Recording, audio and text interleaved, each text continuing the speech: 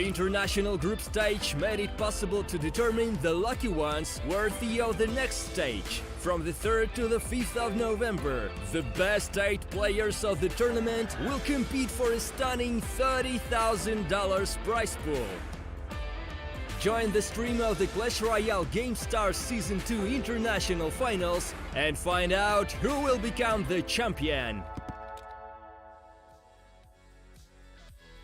It's finals day here at Gamestars League Season 2. Someone is going to walk away with $7,000 and 3 players join our former champion in Hugo CR, who is looking to defend his title. Hello, everybody. I am Andrew Guy. Joining me, as always, is Eric Benamou, our former world champion head coach of Team Liquid. And Eric, we've had quite a run this week. Only 4 players remain, and today is all single elimination. Yeah, today, I mean, you lose one, you're going home, but you win them all, and you have a better Friday than just about anyone in that Clash world, walking away with $7,000. Crazy stuff there. And I guess I should be a little bit more clear.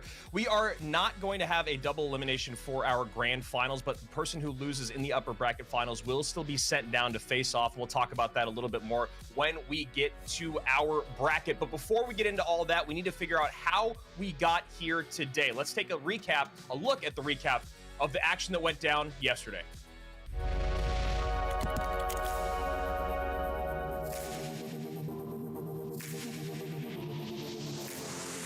Yeah, he wasn't hovering the delivery. He put the hunter in the wrong lane, thinking it was going to go to the right. And that's a heads-up play from Predator. That's how you know he is a master of this type of deck. He set off that miner knowing that SB was going to think it was going to go on the tower with 900 and not 1,500. And he completely caught him off. He took the bait, he fell for it, and Predator takes game number 2. The only bad thing about this RG, in my opinion, is the fact that he doesn't have login cycle. If he had login cycle, that was a guaranteed tower down. But oh, wow, he's actually able to get that hit. Yeah, SB just had nothing for that RG, nothing to knock it back. And it's actually pushing the E-Wiz. The E-Wiz is protected by it, and another really nice lightning. I think Topic is doing a really good job here of getting good lightning value. That's positioning him very well in the game. And that Ram Rider will connect there, and yeah. Not too sure how that ended up happening, but he's gonna have to take this off the board really quickly here. The Inferno Dragon is on the Zappy. The Zappy's gonna go down, so a good play by him to get that miner in time, just to make sure that the Inferno Dragon doesn't actually lock onto tower. There was nothing that really proves that he can't defend 2 P.E.K.K.A.s, right? With those Zappies, and even last-minute Hut would be able to get him enough defense there to where it's not a problem, and that was going to jump on tower all day, every day. The only person getting a lot of value out of these bats is actually Predator, and already a good game called here out of One Hive Hunter. And to be honest, I don't think it's one of those good games that you're out of tilt. I legit think it is over. You cannot win this. And you can see, you know, at first it's kind of a quick smile going, man, how did that happen? How did that go? This is the last ditch effort for One Hive Hunter, and there's that Mother Witch down in the back. There's the NATO pull everything together. Where's the freeze? No freeze in hand. There it is, late. Too late. There's already so much on the board. Yeah, too many troops on the board to where even if the graveyard was spawning up those skellies, it doesn't matter. Does get a piggy out of it. Those piggies are all going to work on the left-hand side into a Dark Prince as a Ram Rider plus P.E.K.K.A. push comes in here. Last second Goblin Cage. This is dangerous. He missed the log on the Ram Rider as well, and this could be it for him in this game. Yeah, it is. Wow. That is GG. A beautiful log there, and if he can get some good spell value here, he might be able to bring it back. Fireball's there, but Miner's there to catch it, and the Miner does do enough work. It leaps onto the tower, and Inthrill has been eliminated. You see Topic celebrating. He loses.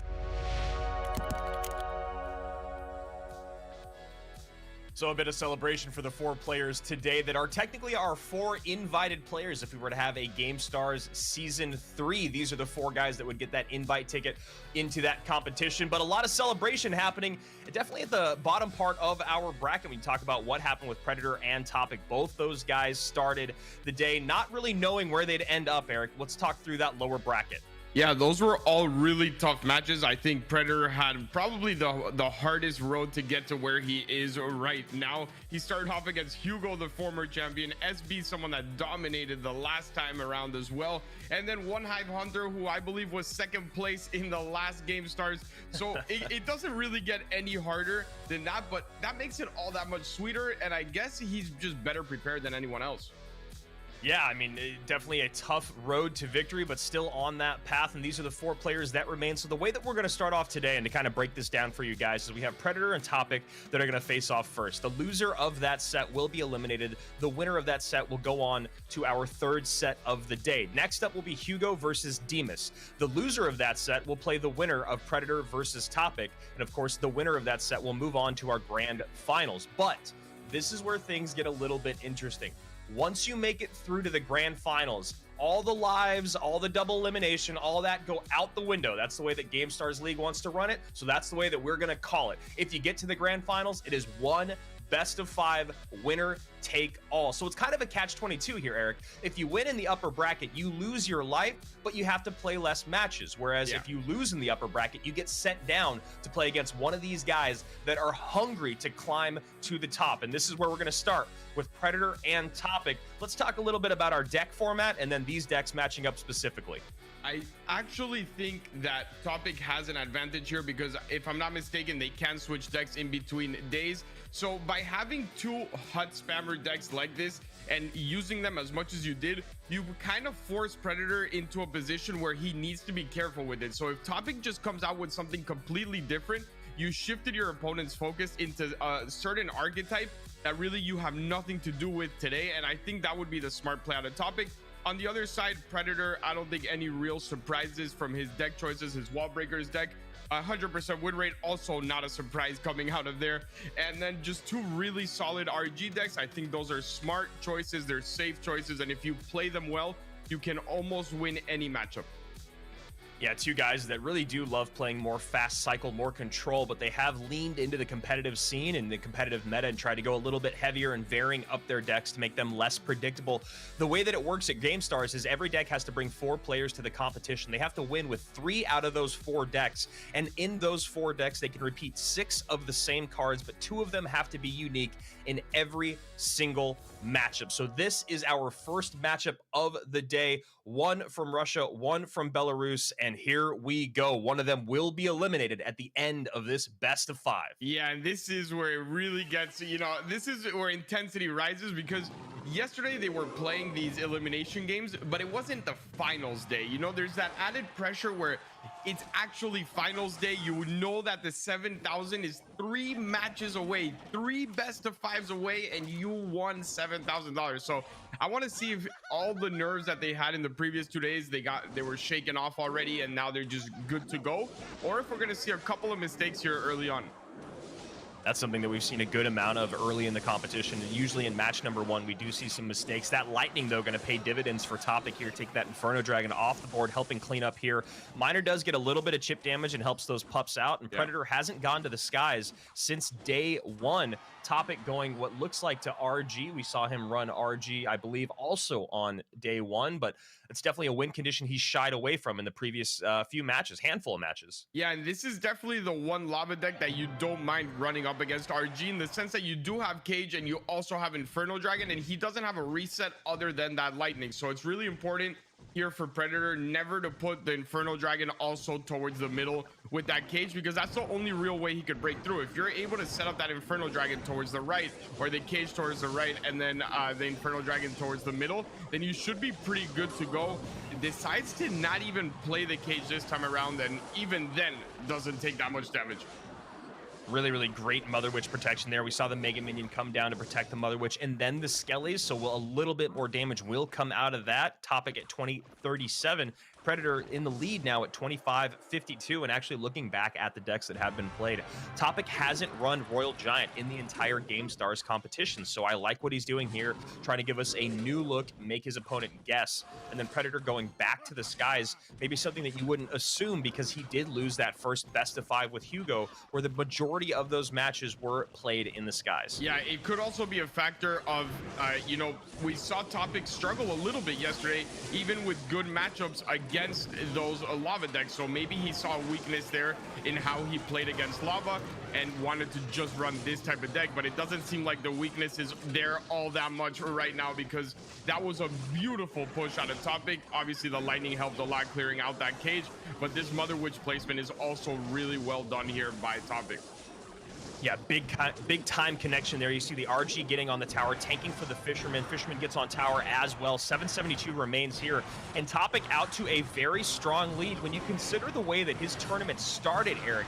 Going 0-3 on day 1 in our finals, he has really turned everything around. He's got great composure, he's playing a lot more patiently, and he looks like a much different player than we saw on day 1 of competition. Absolutely. It seems like it was just the first day jitters, and once he got those out of the way, you see him really shining here. He's dominating completely, like there is no doubt about it. He was able to catch him 2 times with the cage out of cycle. He was able to catch him without that 4 elixir needed to defend, and all the lightnings were on point. We've seen it so many times in Gamestars and CRL, in a lot of different places where the lightnings miss. They miss the tower, they missed one troop, they're mistimed in general. This was absolutely perfect from defensive to offensive lightnings.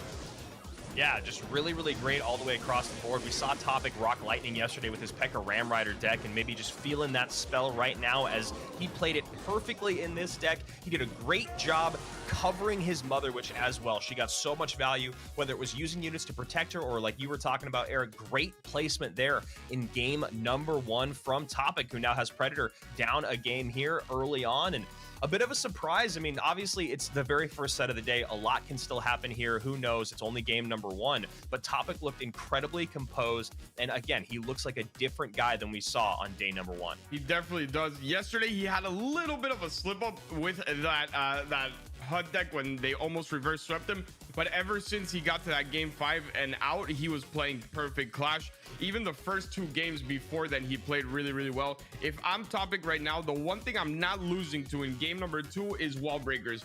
I put a deck on right now that is just good and solid there against wall breakers, because you know Predator, that's his bread and butter, that's his comfort deck. And when he goes down 0-1 in an elimination set, the odds are at least at 50-50 that you're gonna get those wall breakers. Yeah, we saw him run that wall breaker deck yesterday against SB and, of course, One Hive Hunter. So one of those things you're really going to have to look out for. It is his comfort deck. It's his best deck.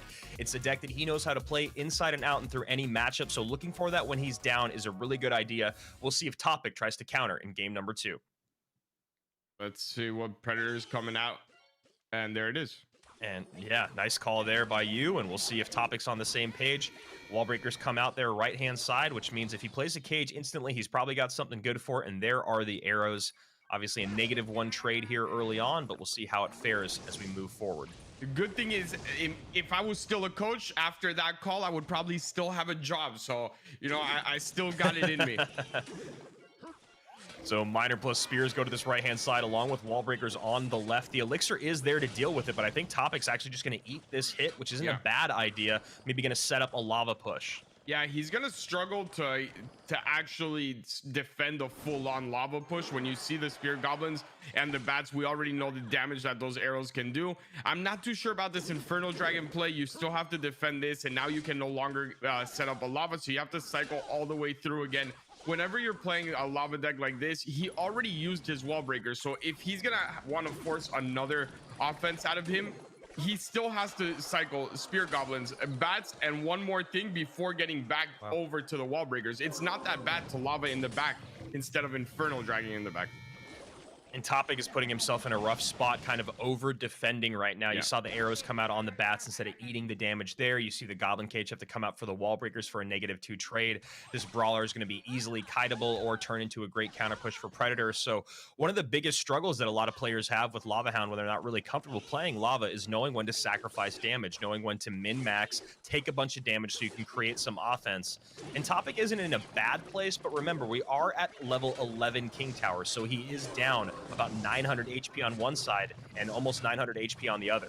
Yeah, and the biggest issue that I see here and why I believe he's really not comfortable with this is because he's trying to defend the Valk, trying to defend this and that, but he's not realizing that every time he defends all those troops, like he's doing right now, he's allowing Predator to continue to cycle for free. You need to Lava. Yeah.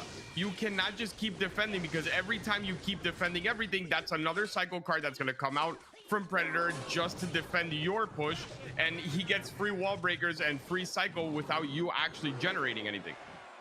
Pretty odd set of guards there. The guards go to the left-hand side to the wall breakers. The wall breakers were already going to connect to the cage, and the whole time the spear goblins were kind of going to town on that right side tower. So again, very odd decision making here in game number 2 from Topic, looking like he's playing with a deck that he's not very comfortable with. I guess for his benefit that the format does allow 4 decks instead of 3, and maybe he can shelf this one. But we also know after watching him yesterday, once he has his mind set on deck, he's going to keep playing it. Yeah, and that's a very scary thing. I love the determination that he has to get, really get going with a certain deck, but it's also very scary because you have to know when, when it's not going to work. You're playing against someone that's really, really strong in these type of cycle decks, and if you can't figure out how to really, I'm going to take damage at this point in the game so I can set up my push, you're going to lose every single time. Just needs a fireball to close that tower out, and smelling blood in the water was Topic for just a moment. He goes hard with that bridge spam, but there's so many things that you can go back to in that last game that just kind of went wrong for Topic, and it wasn't because of just the fact that Predator is great with that deck. Yeah. He knows how to create pressure. It's a big understanding of the macro when you play a deck like that as well as you do. But Eric, there were a lot of missteps from Topic in regards to how you play Lava Hound and when you need to take damage and set up pushes. Yeah, you can tell it's not his comfort deck because Lava Hound does take time to understand fully, especially when you're playing against decks like this. For example, just to point something out and maybe help as a tip to the people watching as well. When you saw him go on the offensive with his Lava Hound, he played the Mega Minion behind the Lava Hound to take care of the Spear Goblins, and then defended the Miner with the Skelly Dragons. That should have been the complete opposite. You want to push with the Skelly Dragons so you can force out the Fireball, not onto your tower, right? You want to add pressure. Those Skelly Dragons can actually push your lava a little bit further up. And on top of that, the Mega Minion, if it is getting fireballed on top of the Miner, it's still going to survive. You're still going to be able to take down that Miner as well, even if it gets fireballed. So it's just the little things like that when you're playing lava decks that make all the difference. So going back and looking through Predator's games played, and you look at this specific Wall Breakers deck, he has not lost with it yet in this competition. On day 1, he beat Hugo with it, he beat SB with it yesterday, and he beat One Hive Hunter with it, and now he is beating Topic with it. So this deck, like you said, Eric, not only does he always bring it out when he's down a game, usually in game number 2, but he is so dang good with it. You've got to be looking for it, and you've got to have a better counter. And honestly, I don't think Topic was really in a bad spot here with this deck. He just didn't play it correctly. He wasn't in a bad spot at all. The problem was things like defensive miners onto Valks. You don't need to accompany the Lava Hound with the Inferno Dragon. So use that Inferno Dragon onto the Valk instead of using it onto your push. Your miner is a lot more important, especially when they don't have arrows, right? You're going to force out a fireball early on with your Skelly Dragons, and then your pops are going to get a lot of value because your miner is going to be tanking for them. He needs to really understand what he's going up against, and also the strengths of his deck when running a lava, especially if it's not Lava Loon.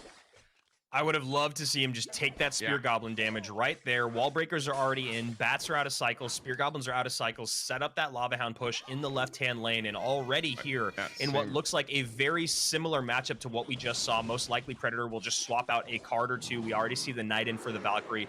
We'll see if he decides to go Bomb Tower for Tesla, or if he did, and he does keep the Tesla. So we'll see something just a little bit different. But again, we already see Topic over defending here early on. Yeah, and he missed the arrows on one of the spear goblins as well.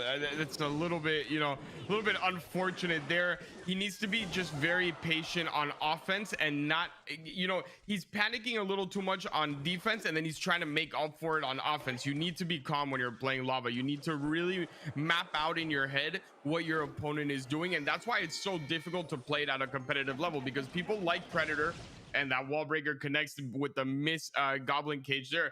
People like Predator, they know exactly what they're doing here. So if you're not on the same level of knowledge for your own deck, you're going to get run through every single time. And right now it does look like that's happening here. Skeleton Dragon's going to be up high this time to defend, but not going to bait out a fireball. Maybe we'll get something out. There is the Knight that comes down on that left-hand side to create a bit of a counter push. Wall breakers go down in front.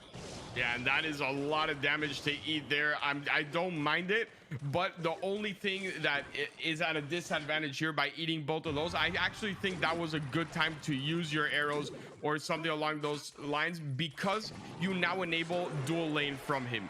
Beforehand, he wasn't as, you know, motivated to go dual lane. Now you really set him up to, you know what, I'm gonna lava here, okay, I'll go the other lane. Try to keep him in one lane so that you're able to always push into there and you don't have to split up all your troops. And the Yeah, Spear Goblins distract the Inferno Dragon. Wall breakers connect again on that right-hand side. We see the Fireball come to clean up the counter push, and very little damage done by Topic in that left lane. 2605 is the lowest of Predator's 2 towers, while Wall breakers coming on one side and Miners plus Spear Goblins on the other. Wall breakers do connect down to 459. Eric's already calling good game, and it does feel like that as well. Predator doing exactly what he wants to do in this matchup, which is play his comfort deck and win with it. Yeah, I mean, if I'm Predator, I'm really happy with how this is turning out, because even looking at the matchup, this is a very winnable matchup here for Topic. He just needs to be more patient. You saw him throwing out Miners without any real push. It seems like he's just trying to keep up the pace with Predator, when that's not what his goal is. Your goal is to get one massive push in, and that's going to win you the game. You don't have to keep up the same pace as your opponent when this is, you know, there's a reason why one's quick cycle and one is beatdown. Yeah, and that's a really good point that you make, is that Predator is continuing to push the issue, and Topic is trying to keep up with them, as opposed to what you have to do in Lava Hound. You know, I'm a guy that loves to play quick cycle decks. I love this Miner Wall Breakers deck. I love both versions that we just saw out there. But one of the worst things that you can do is kind of put in one of those sellout pushes, or drop a unit to kind of bait out a response, and your opponent completely ignores it. You get substantial damage in, maybe even get 1,000 damage in, but then you lose your tower, and that's something that Topic is really going to have to work on here. And we'll see what Predator has in game number 3, but game number 4. But after these back-to-back games dominating with his comfort, looking like trouble for Topic. Yeah, and I hope Topic doesn't run into another Miner Wall Breakers deck here in the next game, because it doesn't seem like he's going to be able to figure it out. If I'm Topic, I switch off of this lava deck, at least for the time being. I'm not too sure what else he has in his hand for today. Maybe it is that Goblin Hut deck from yesterday. Who knows? He felt very comfortable with it, clearly. But Predator right now has to be feeling great. He didn't just win 2 games, he dominated 2 games. And when you dominate in that fashion, your confidence grows a lot. And that is very key, not only for this match, but for when you're making a loser's bracket run in general. So Eric, as a coach, you know, and I know you're not an analyst, but I'm sure you'd have to kind of think through these matchups quite a bit back in your day. What is the archetype that you go to try to beat these fast Wall Breakers Miners decks? I mean, the deck like that is really not bad. The only difference is I would have gone in with Lava Loon. He cannot defend the Lava Loon push at any moment in that match, right? He has arrows, he has bats, and he has spear goblins. If you're able to put a Lava Loon deck forward, which I think he should have done going up against someone like Predator, it's a guaranteed tower down every time you get a full push going. That lava's not only going to tank for the tower, it's going to tank for the Tesla. You get a good set of arrows onto the bats and spear goblins, and that's it. GG, well played. The last time that we saw Predator lose, it was to Hugo, and it was Hugo who spent most of the time in the skies. He won with a Lava Hound deck a couple times, and he also won with a Graveyard MK deck. So Hugo definitely decided to go a lot heavier and to maybe take the issue to the skies when he was facing off against Predator, and it did work out. Topic now going to give us a different look here in game number 4, an elimination game for that young man. Yeah, and obviously Graveyard, MK Graveyard is also a great option, especially when you're going against the Knight version, better than the Valk version. Obviously, the Valk gives you a little bit more versatility on defense, but that deck is also really good. You just have to be very patient until getting to double, triple elixir, because in single elixir, you're going to get run through if you put in that full graveyard push very early on. You won't have enough elixir to do the push you want with the arrows or the snowball, whatever you're running, or even the poison. He's going to defend easily, and then you're going to be stuck with no elixir. But if you're able to hold off until double or triple, you're in a very good position. And another thing that we talked about yesterday with Predator is he's not a guy that runs really anything other than Fireball, or, you know, when he did go to the skies, I think we still, even in those decks, saw Fireball for the most part. It's just kind of his go-to. We did see him run Rocket Log when he was trying to play a control deck. But yeah, that's just not really his bread and butter when you talk about competitive play. That was actually a 1v1 battle between him and Hugo where we saw that. So topic here, bottom of your screen, going back to P.E.K.K.A. Ram, which worked for him yesterday. We'll see if Lightning is going to be that last spell, and there it is. Comes down, creates a little bit of room, gets some damage, and lets that Piggy get on tower. Yeah, and I was about to say he's going to need to put something else down, because the timing that he was going to get that Dark Prince was going to definitely connect onto tower. And I want to see if he pushes the right lane, which he does, and that is a very smart play. The Ram Rider is going to stop it, but not enough, and this should be a couple of hits here. Ram Rider going to get logged backwards, going to help slow down that RG, but RG on the tower, so Electro Wizard has to come down, and this is not a great counter push. Yeah, going to get easily cleaned up there by that Dark Prince from Predator. Yeah, it's always risky when you do play your P.E.K.K.A. that early on into a counter push, knowing that they have RG. You're going to have to over defend without a doubt. You don't have a high DPS anywhere else. And I hope he doesn't further defend this Dark Prince. Very nice out of him. A nice fireball. And Predator playing really well. Yeah, good job there, eating the damage. You know, the towers are only separated by 20 HP, so taking that one Dark Prince shot on the other side is fine. Still has the luxury to play in both lanes. Takes a Lightning here. Ram Rider will get on tower. No, great Fisherman pull still. Yeah, he's playing very well right now. He's forcing out a lot out of his opponent. Yes, he is down on elixir just a bit, but he doesn't really mind having him push into a dual lane because of how heavy that deck is and how much each push costs. You can't really split your lanes. You're gonna have to pick one and go for it. With the RG, on the other hand, you can just place him on the bridge if you see the opportunity. You can rack up 1,000 to 2,000 damage in a single push. So Ram Rider comes down first, and then the Lightning. No P.E.K.K.A. coming out here, so Dark Prince able to do a little bit of damage to that Bandit. 1837 out of 2259, and Topic now having a little bit of trouble figuring out how he wants to play his defenses. Yeah, this is really tough for him. He's having to spend the Lightning as well here on defense, and not having that on the offensive end is going to be a real struggle for him. You need to get a good Lightning here would be nice as well. He tries to block it. That Dark Prince was there just to block for that Fisherman. That Fisherman is such a key part of that defense, and this time around he does get the Lightning on the offensive, which is what he needs to do. Yeah, great Lightning value there, but now another P.E.K.K.A. coming out for this Royal Giant. Ram Rider cycled in the back, making sure this RG does not get on tower. Is an Ocean of Blue, a P.E.K.K.A., a Ram Rider, and a Bandit. Now we've seen Ewiz come down late. Just a pile up here at the bridge, and we'll see if another Lightning does come down. There it is. Yeah, and he's gonna have to defend this yet again, because if not, that does connect onto tower, and this Ram Rider is gonna hit tower most likely with that Fisherman placement. So he does get the victory here, possibly if he can cycle to another Lightning in time. You're gonna see a fireball there, and no Predator. Where's the Lightning? Yeah. Wow. Yeah, I saw him not being the elixir was just not enough.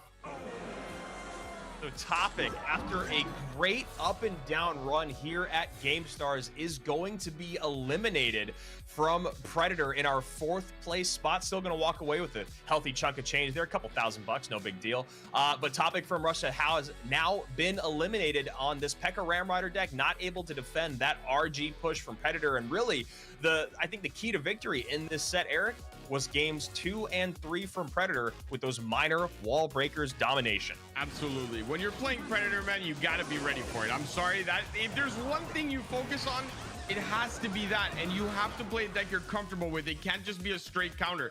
It is the same thing as when you're playing against Morden, right? If you go against Morden and you're not ready for wall breakers, you are going to lose that match, and that is exactly what happened here. He played a deck that matchup wise is not bad. He should have been running Lava Loon in my opinion, but he also didn't feel comfortable. And that's a very big issue when you're playing someone as good as Predator, because if you're not feeling 100% comfortable and understanding the matchup, he will outplay you. Yeah, if I'm Topic, I literally just all day from yesterday until today, I'm just practicing that Lava Hound deck. If I'm going to lean into Lava as the win condition that I want to bring out against Predator to try to beat those wall breaker decks, which is what he did in games 2 and 3. Now, I don't know if he knew he was going to run into it again in game 3. He should have probably expected it in game 2, but he at least had a plan there with what he wanted to do by taking it to the skies as Hugo did in their first day of battles between Predator and Hugo. But Topic just not comfortable with those decks, constantly over defending, not knowing when to set up those Lava Hound pushes, having his miner out of cycle regularly, and that's just not the key to victory when you're talking about running that big beefy unit in the skies. Yeah, it really isn't. And I mean, congrats anyway to Topic. It was still a really nice run, especially, you know, going down 0-3 on day 1 and bringing it back with 2 straight 3-2 wins. He clutched them both out in that game 5. And I guess if you're Predator, you're happy he didn't go to game 5 because it seems like that's what Topic likes. He likes that pressure of the last and final game. So Predator continuing that massive losers bracket run. It looked on day 1 like it was going to be another disappointing Gamestars season for him because you do expect a lot out of him. But he's making it back all the way. He really is. He's having an exceptional run here, and it hasn't ended yet. We're going to go to Hugo and Demas in our upper bracket in just 1 minute. But first, we have a little bit of videos for you on tips and tricks.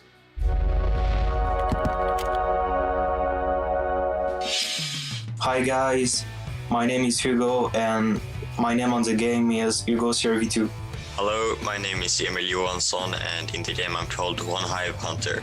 Дорогие друзья, меня зовут Иван, игровой никнейм у меня Иската, играю в игру с 2016 года. The card with the most elixir is Three Musketeers.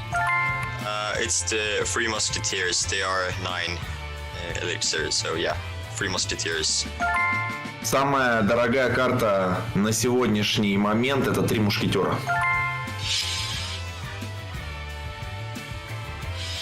I think there are around 15 legendary cards in the game. Legendary cards. Kinda hard to remember all of them, but if I have to guess without counting them, I'd say like 8 maybe. Я могу перечислить все, которые есть. Смотрите, кладбище, бандитка, магический лучник, мега-рыцарь, призрак, ледяной колдун, электромаг бревно, 7, 8, я скажу 9, может быть, я что-то забыл.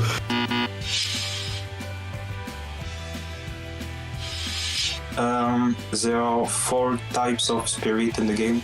Ice Spirit, Heal Spirit, Fire Spirit, and Electro Spirit. Okay, Spirit. So Heal Spirit, we have the Ice Spirit, we have the Electro Spirit, Fire Spirit. Maybe I'm forgetting something, but 4, I would say. 3 вида духов есть. Электрический, ледяной и Fire Spirit. Еще исцеление. Я забыл, 4.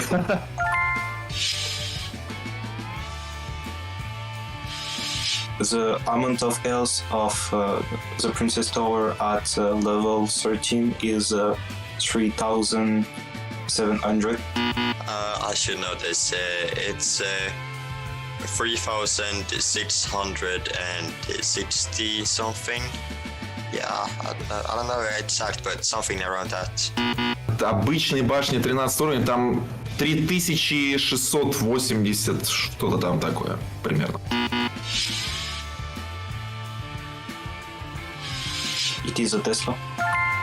I think you refer to Tesla. Yeah, that's the one. Тесла? Что? Это легко.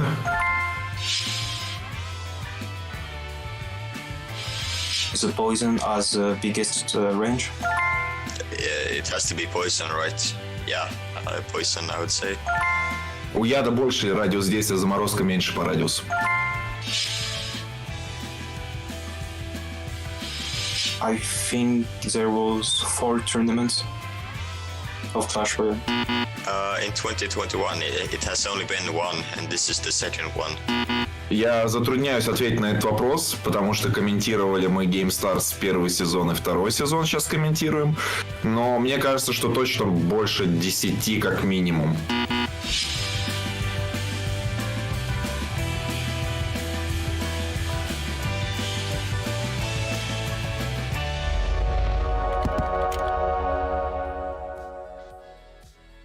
at least in trivia, you can tie and walk away with a win, but not here at GameStars League. It's all about the money, and one player will walk away with $7,000 today. We have narrowed it down to 3 as we just waved goodbye to Topic, and now we head back to our upper bracket. We haven't been to the upper bracket for a couple days now, Eric. We started off this week on Wednesday, and that was the last time we saw Hugo and Demas face off, and now here they are in the upper bracket, ready to go. One of them will make it onto that grand final. The other one will be sent down to play against a deadly Predator now. Yeah, I mean, you never want to get sent down to the lower bracket in general, but when you're going up against someone that is on this big of a win streak and in the fashion that he's been doing it, he 3-1, 3-1, 3-1 all of his opponents in the lower bracket. He's not just barely making it through. So I also want to see Hugo and Dimas. They had a full day off. They did not play yesterday. They will have to warm up a bit. I want to see in what way they were able to use that time, maybe on analysis, maybe on 1 or 2 different snipes, or just creative decks. I don't want to see the same 4 decks you came out with on day 1, because odds are you are going to lose if you don't change anything. Your opponent is going to be ready for it. So Demas has gone back to his bread and butter, his go-to signature deck there in the bottom right-hand side, 3.1 average elixir, 100% win rate out of him, but he also did some really great stuff with some Mortar Miner Prince work in that deck there in the middle, and we saw another version of that out there in the world, as there are 4 decks that they brought to competition, not just 3, but these are the 3 that they played the most. And then on Hugo's side of it, you know, you look at these decks and you think that he was probably thinking about just playing against the guys that he was running into that day in Predator and then running into in Thrill, right? Like when you look at these decks, he was probably just most worried about getting through that very first matchup. He was able to do that, but now I think today we're going to see something a lot different out of the man from France, our reigning champion of GameStars League, and most likely, you know, he's a guy that likes to play a little bit more control. He loves Mortar, he likes faster cycle stuff, but Dima's probably going to be expecting that, as we've seen him looking out there, you know, in terms of analysis. Going to be exciting to see what either of these guys bring to the competition today. I'm sure very different looks from what we have out here. Yeah, I agree with you on the sense that there, in my opinion, there's no way that Hugo comes out with 2 lava decks and a graveyard deck again. That's not his play style at all, and I think it was a smart choice from him. Who am I going up against? What do they like? Let me secure these matches, and then I'll figure it out on later on when I have to. And that was the right way to play game 1, day 1 of GameStars. That is how you do it. That is how you win. So I expect to see a completely different Hugo today, especially in the sense that if you do drop to the lower bracket, you have to play Predator, but then you have to win that grand final, sorry. And you need to have some sort of your comfort decks if you're going to make the full run through. So Demas going to wall breakers early on here. Hugo catches one with a Fire Spirit, the other with a Mortar.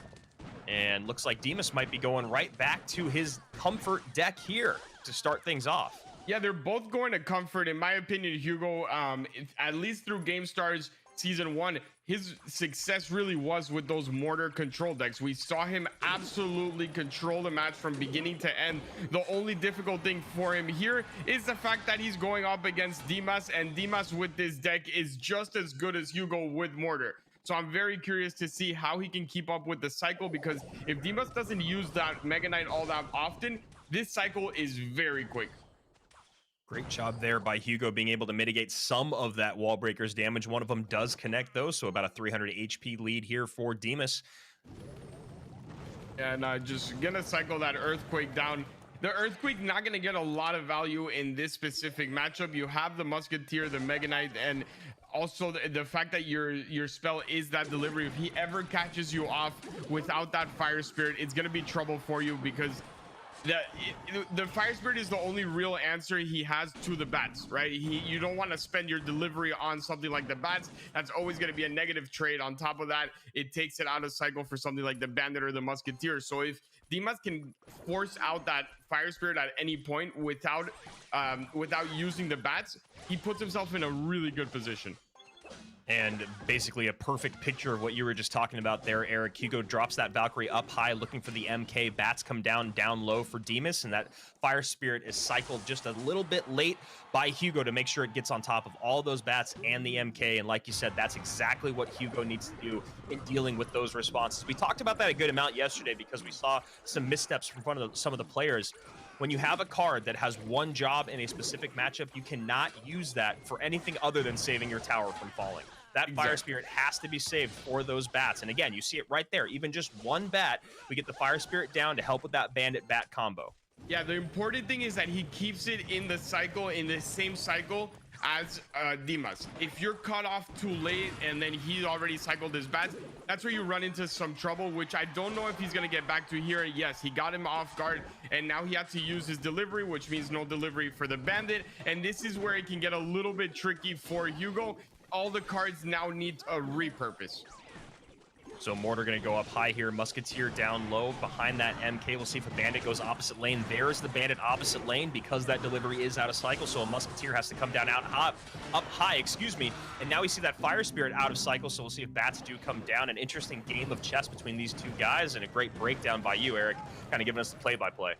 Thank you. I appreciate it. I'm doing my best here now, but on a real note, it all really comes down to the small little things like that. Now he's back to his cycle. That's exactly what you want. He was able to survive the out of cycle play from Dimas. Now you must really focus on keeping that Fire Spirit into that cycle. You saw how it changed everything so quickly. The Miner's going to come in again. The bats are not going to accompany it because he knows that he has that Fire Spirit in the same cycle. Before then, he would have played it, forced out a delivery, then you would have seen a Bandit again on the other lane, and that's where he continues to get tricky. At this point, all you have to do, maybe spell him out because you know there's no big spell in Dimas' deck, and other than that, play full on defense.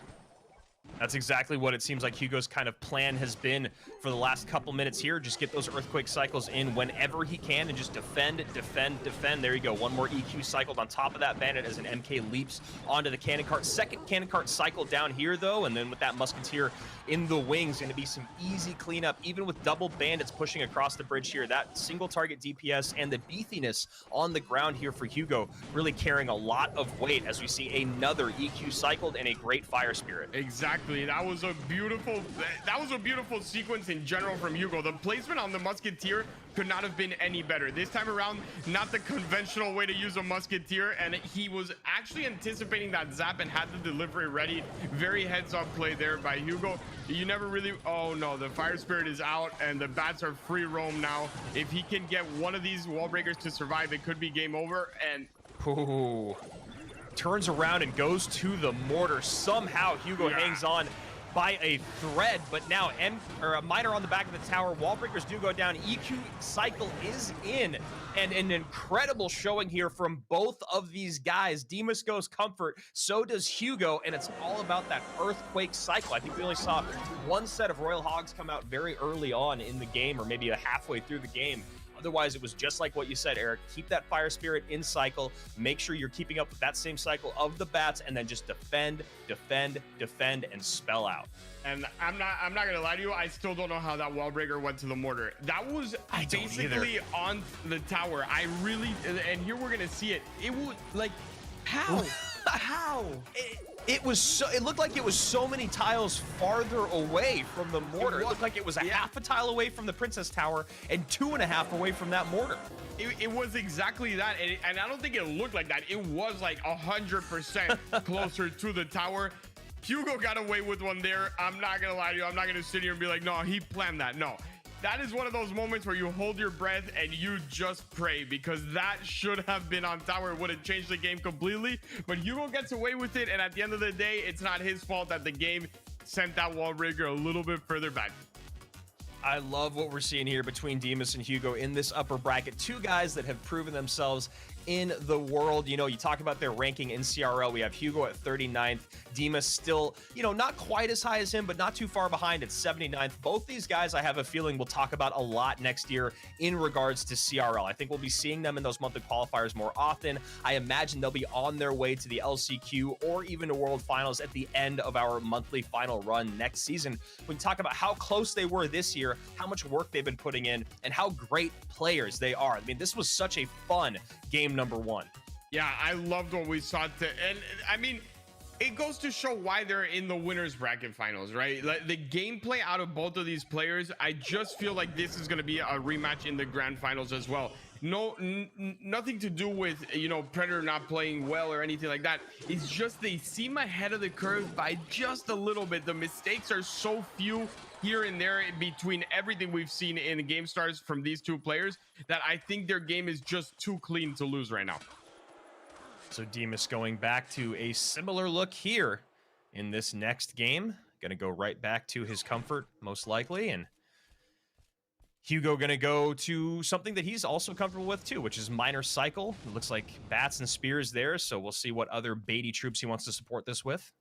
Yeah, and there does seem to be a little bit of a trend here. When you lose with your comfort deck, you go back to it for most of the players in GameStars, and I want to see if anyone really picks up on that pattern and starts, you know, going for it, right? I just beat you, you're going to go back to it, and now I'm going to hard counter that even more than the last time around. I think people need to start realizing trends. That's one of the biggest parts about analysis that comes into play. It's not that much the Royale API and, okay, this is the type of decks that he used. It's what are his patterns when he wins and when he loses. Those are the big difference makers. So looking here at game number 2 and maybe thinking about the future, if Hugo were to move on and play against Predator in those finals, you'll see that he has a way to deal with him with the arrows and the fire spirit, the mortar, and also fast cycle Miner able to get on tower. But of course, Demas or Hugo still will be sent down to play against Predator, and Demas's decks, we've only seen one of them so far. Doesn't match up quite as good as Hugo's, but he's got a lot more in his arsenal, and I'm sure he prepared for that possibility. Get a tick here with 1 minute left of regulation. Pretty even game, slow to start. Yeah, pretty even game. Obviously, Demas knows exactly what he's doing. When you play on top ladder, you play this type of deck all the time. You play against Mortar Miner at least 50 million times he's played throughout all the seasons. So he definitely knows what he has to do, seeing as this is the one deck he does play on ladder, right? This is the deck that he should know every single interaction with. Both of those wall breakers do connect on the right, but again, no big spell out of him in this deck, so that still doesn't give him a massive advantage. And a nice timed Miner there, going to pull the MK back, but a Bandit comes down to catch the Mortar's attention, but Spear Goblins to catch the Bandit, and Cannon Cart right behind, so a lot being spent here by Demas as his Cannon Cart does connect on top of that Musketeer. Not what Demas wants, so this push most likely will kind of die on the vine here as 2 wall breakers come in the opposite lane.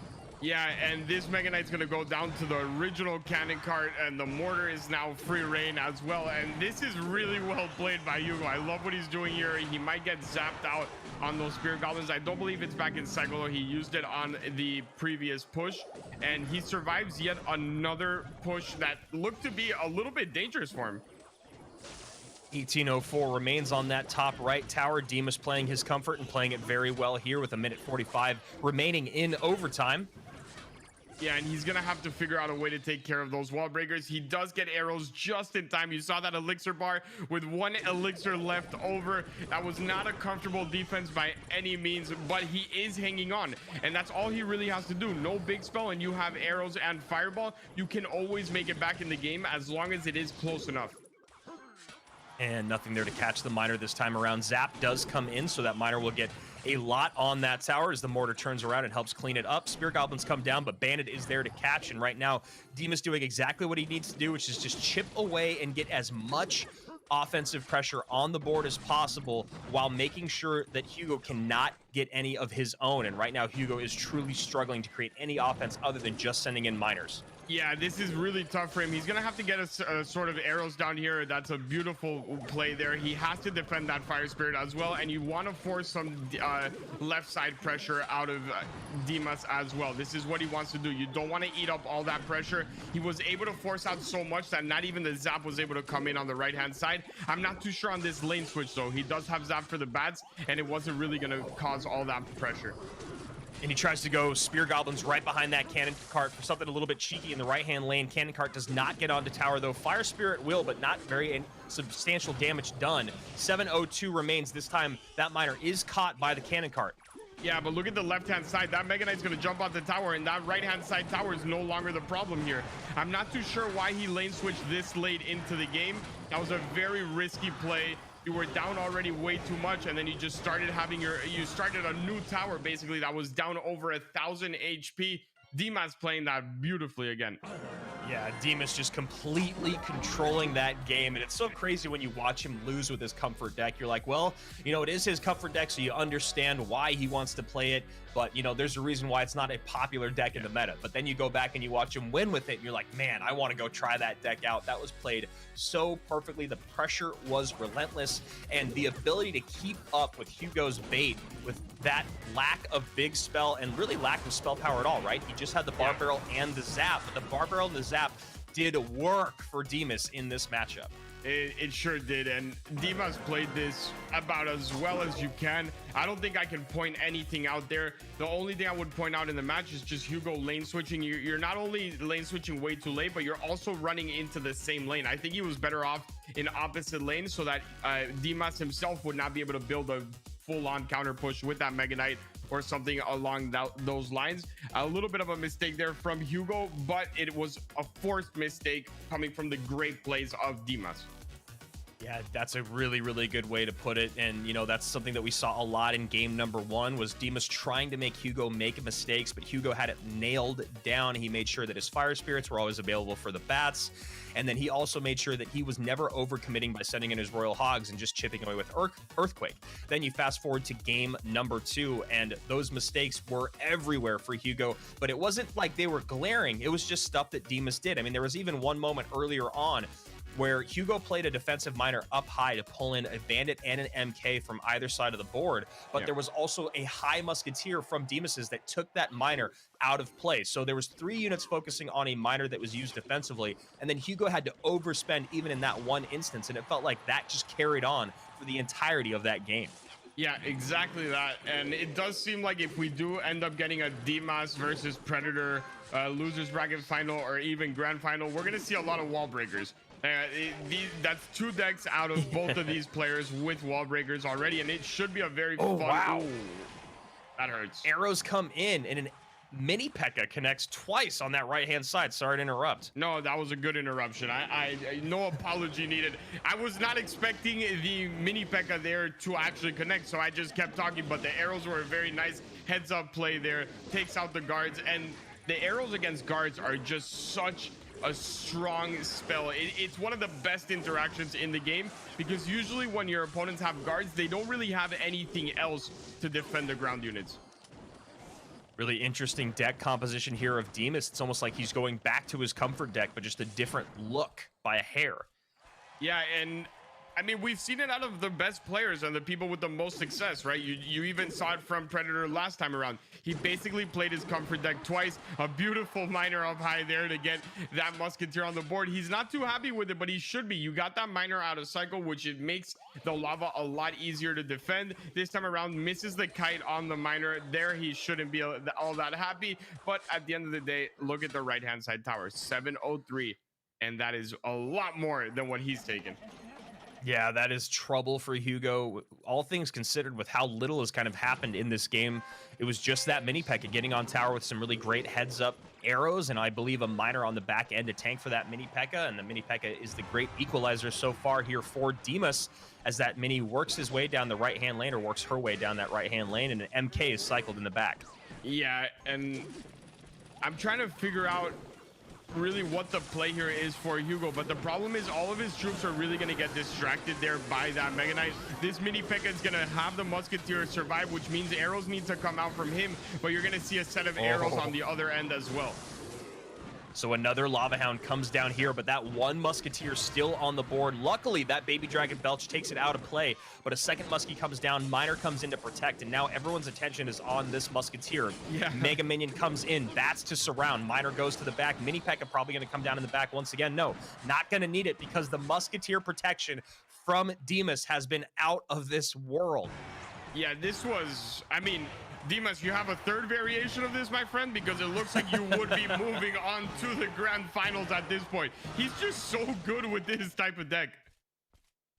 So Demas doing it once again with a little bit of a twist or a shake on his comfort deck. You saw the switch of the mini P.E.K.K.A there, and of course the arrows coming in as opposed to the zap, and those arrows were really, really excellent in regards to that matchup he just had. I mean, you talk about matchup, the Musketeer to deal with all the units in the skies, you have the MK to hold the line up front, the mini P.E.K.K.A to get on top of the miners, and there it is. That was that great set of arrows that allowed this mini P.E.K.K.A to get 2 big swings in, and it was all downhill from there for Hugo. And I actually think the mini P.E.K.K.A was so key, not only for the offense. The offense obviously got him into a position to win the game, but you never expect that to happen. The biggest factor in that mini P.E.K.K.A was that he could never miner off that Musketeer, because the mini P.E.K.K.A would take out the miner before the Musketeer would go down, and it would give him so many tools on the defensive end. If you don't have that mini P.E.K.K.A in your deck, the miner will always take out the Musketeer before your miner can take out his, and that changes a lot. You saw that big push being mitigated by one single Musketeer that was saved by the mini P.E.K.K.A. Yeah, that Musketeer protection out of Demas was nuts. Whether it was the first Musketeer, like you said, getting protected by the mini P.E.K.K.A, or the second Musketeer that was protected by the miner and then by the bats out of Demas. So Demas doing all the right things here in games 2 and 3. And now Hugo back up against the wall. Our former Gamestars champion is now in danger of being sent down to that elimination bracket where he will face off against Predator. And it does look like he has decent matchups in regards to facing off against Predator, but you know he doesn't want to get sent down below and the possibility of being eliminated before going to the grand finals. Yeah, it doesn't matter if you have 400 zeros. You don't even want to touch that lower bracket. That is not something that any player is, okay with. Especially, I mean, you can have good matchups, but the way Predator is playing right now, he has the momentum. Yeah. He just won a match. You just lost a match. You have everything against you mentally, and, as well as in the game itself. The matches are good, but they're not 100 zeros, Absolutely. Yeah, absolutely. There's no sure wins there in Hugo's decks matching up against Predator's Wallbreakers decks. So we look like Hugo's going to go right back to what we just saw, and Demas going to continue the trend. Maybe this time he goes to what Predator was running before in Valkyrie Wallbreakers with Miner and Spear Gobs. Look, I have a soft spot for Hugo. We've gotten to guess so many matches of his throughout the last couple of months. But I'm not going to be against Wallbreakers Grand Finals here, which it does seem like these two players would give us. Yeah, it could be an absolute blast. And you see here a change up with the Hunter coming in here for Demas. And now, we see actually a full change. So Mortar going to come down with Hunter, which means probably could be Royal Hogs, but usually with Miner in there, it's not the case. Yeah, it's usually not. He might just have 2 spells left for him, but what I can tell you is those lava pushes are going to struggle. Not only that, he activates King Tower on top of it. You have bats, you have spear goblins, you have the Hunter as well, and this most likely only has arrows, which means you cannot take off the board on that Hunter, especially if he's able to tank for it with that Valk. So it's not looking great for Hugo here. Usually we see Fireball and Log in this deck, and we'll see if Demas wants to change that out at all as the Log does come down. Yeah, and Mortar just forcing out so much out of Hugo every single time. He's playing this so smart. Demas today came to win, man. I would be very scared going up against this Demas in the grand finals. Really great surround there with the bats and then the spear goblins. This Hunter is staying on the board longer than I thought was possible. And now a bit of a counter push comes in, but Demas does have the elixir to deal with it as he's trying to decide how he wants to. And that's another just kind of heads up pro play right there, waiting till the absolute last second, decides to play the Valkyrie because the miner comes in up front. Perfect defense, 26-68 to 9-63. Hugo in a lot of trouble. Yeah, and that's actually going to connect onto tower one time, and that's it. That's game over. I don't see a way that he is going back into this. As long as he defends that Hunter and just outcycles the lava, he should be good. And that's exactly what you have to do. You play that Valk up high, tank for the Hunter, get as much damage as quickly as possible, and then play a defensive fireball just to make sure that there are no risks here. And this was just an absolute masterclass in how to play this deck. There's the fireball that comes in. Yes, the guards are still alive. And yes, Hugo's going to spam the bridge, but it does not matter. Another Hunter back in cycle. Bats back in cycle as well. Can surround. There are the bats to get around the baby dragon. Excellent plays from Demas. So you now see celebrating just a little bit. We got a hair of it after he took that first tower. We get a little bit more now as he's staying in the upper bracket. And that was an absolute masterclass of Mortar Hunter against Lava Hound. Man, that was fun to watch. That, I mean, I can, if Demas is gonna play like that, so let's skip to grand finals. I want to watch him again right now. That gameplay was the best I've seen since we started this finals weekend, or well, this finals week.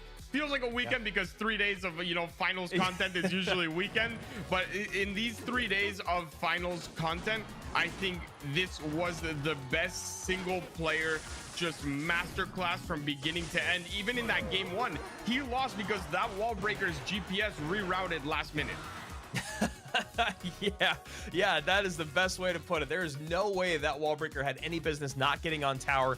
Demas still plays through it. He goes back to back here over Hugo, which is not an easy thing to do. And now Hugo will go to face off against Predator, who he will have good matchups, but he's got to be careful because Predator looked like he was playing just as lights out as Demas in our first set of the day. Yeah, and look, it's going to be very similar matchups on top of that fact that, like you said, Predator has been playing very well. Hugo has to go in and play the same deck style. It's not the same exact deck, but you're going to play the wall breakers. You're going to play the quick cycles, and you have to win with lava as well because that's one of your main decks when it does come to, I guess, a decent matchup with it. You have the arrows, you have the guards, you have the cage. So you're gonna have to figure out how to make it work against something that you just lost 3 times. That's not the best mental space to go into a match in. Yeah, and you know, this was a very different long set, if you will. We did obviously go to game number 4, but when you win game 1 and then lose 3 in a row, it does do something to your mentality. So Hugo now going to have to reset, recuperate, and go up against Predator, who he saw on day number 1. So you know Predator is looking for revenge, and right now this is the time to kick Hugo while he's down. He's just coming off of 3 losses in a row in a set in the upper bracket against Demas. Predator is coming off of a dominant set in our lower bracket.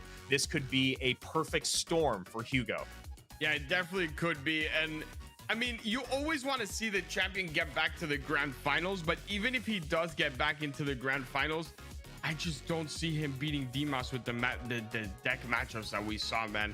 I know he still has 1 more match to go, but Demas almost 4-0'd him at this point. You know, like that is crazy to me. And the other thing about it was that Hugo wasn't playing poorly. No. Right? There weren't things that were happening that Hugo was doing. He just played so exceptional in game number 1, right? He was doing a great job keeping up with the cycle. Obviously, a little bit of a blessing from the Clash Royale gods with that mortar and the wall breaker interaction. But for the most part, Hugo was having to almost outclass himself, which is hard to say because Hugo is our former champion, but he was playing above and beyond in game number 1, and he barely escaped with it. Now he's going to run into Predator here, and if he does beat Predator, it's back to Demas, which could be a nightmare for him, but 1 more set along the way. France and Belarus, Hugo and Predator. We have 2 more sets left of Gamestars Season 2, our finals day. A lot more money to be given away. Don't you move a muscle. We got a little piece of content for you here, and we'll be right back.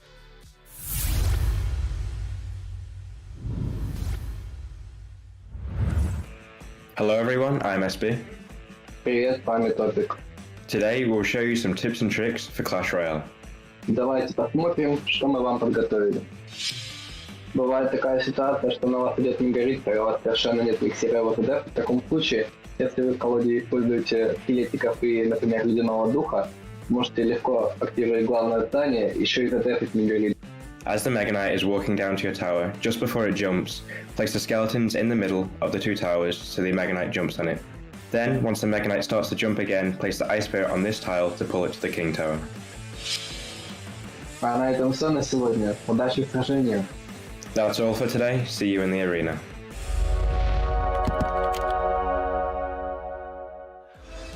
The international group stage made it possible to determine the lucky ones worthy of the next stage. From the 3rd to the 5th of November, the best 8 players of the tournament will compete for a stunning $30,000 prize pool. Join the stream of the Clash Royale Gamestars Season 2 International Finals and find out who will become the champion. $30,000 in the prize pool. It's crazy to think of how much Clash Royale has grown since you and I both started our professional careers in Clash. I think you actually started a year before me, but 2016, 2017, roughly around that time. You look now in 2021, going into 2022, and events like this, putting up a $30,000 prize purse for some of the biggest players in the world. It is an incredible thing to be a part of, and these are our 3 players remaining in Demus, Predator, and Hugo, and there it is. That's it. That's all that's left. You got 7,000 for first place, 3,400 for second, 2,200 for third, and it was Topic who walked away with $2,200 in that 4th place spot. So congratulations to him, and thank you to him and SB for those tips and tricks. Eric, we got 3 more players and a lot more Clash. We do have a lot more Clash. We have the best Clash of the day. If you've watched all of GameStars until now, you better not be leaving at this point, because these are going to be the 2 best matches we've seen so far. All the pressure is on Hugo and Predator here. You obviously want to get to that grand finals. Even if you don't win it, I believe it's over $1,000 difference in prize. And like you said, we've come a long way with prize pools. The first tournament that I played back in the day, right in the first year of Clash, I spent like hours on end every day putting up a team just so we can fight for our share of $55, Andrew. Oh man, I thought you were at least gonna go to 500 or something, but Nope. $55, and now we got guys that are battling for $30,000 on the line. Some incredible stuff here, and here are the decks that we saw these guys play along the way. But more importantly, let's talk about the decks that we saw them play today. So I'm gonna go through and talk with you on these, Eric. We saw Predator come out with some minor wall breakers. No surprise there. It was minor wall breakers with Valkyrie in game 1. It was minor wall breakers with in win number 1, and then it was minor wall breakers with Knight and Royal Delivery in his win number 2, and then of course in win number 3 he did go to Royal Giant, the deck that you're seeing in the top right hand side of your screen. For Hugo, on the other side of it, he has been struggling. His last 2 games, he did play that Lava Hound deck that you're seeing there in the center on the left hand side. Game number 1, he was able to win off of Earthquake Cycle, but game number 2, he was beaten even with Mortar and Arrows and Fire Spirit to kind of control those fast flying cards. Is he going to be able to stack up against Predator and his comfort decks here in this lower bracket final? I see a couple of issues here for Hugo. First off, he didn't go against Delivery in the last set, and running Lava against Delivery is one of the most frustrating things that can happen to you in all of Clash Royale. If he is able to save that Delivery every single time for your Lava, not only does it take out all your puffs, but it also tanks for the troops behind it. It is so frustrating. So Predator has a leg up there on top of the fact that it's his comfort deck. And then his Mortar deck that he did so well with actually has Earthquake as his spell. And if he gets that matchup against RG and you have Mortar EQ, you're in a terrible position. That is not what you want to have when you're running Mortar against RG. You want to be able to clean up the troops behind it, make those pushes a little bit easier for yourself. So I think matchup advantage, I give it to Predator. So Predator hoping that you are correct here. It's starting off with something a little bit different in game number 1, which I like. He's going to go to his Royal Giant deck in game number 1 as opposed to going right to his minor wall breakers, which is a good idea. And it's also kind of on brand. He usually comes out in game number 2 with his comfort. Yeah, this is also a win for Hugo, this matchup right now. The fact that Hugo did not go to that Mortar deck is a big relief for him, especially seeing that RG deck come out of Predator. So the big winner in this matchup right now is definitely Hugo, but let's see how it evolves throughout the game. This is still very winnable for RG. So slowing things down a bit here in game number 1, we see Hugo cycling a Hunter, nothing that we saw in his last few matchups there with Demus, so he is showing us a different deck. Yeah, usually with this type of deck, you're really aiming to go up against Lava, which is probably what Hugo was looking for here. He expected no wall breakers in game 1. Predator usually never runs that comfort deck in game 1, so maybe he thought he was going to come at him with some sort of Lava, try to get a mirror and catch him off guard with that, because Hunter, Ewiz, and Arrows while running Mega Knight as your tank is a beautiful matchup when you go up against Lava. So it's looking like it is not Lava, unfortunately, for Hugo, but he will be running Graveyard against Royal Giant.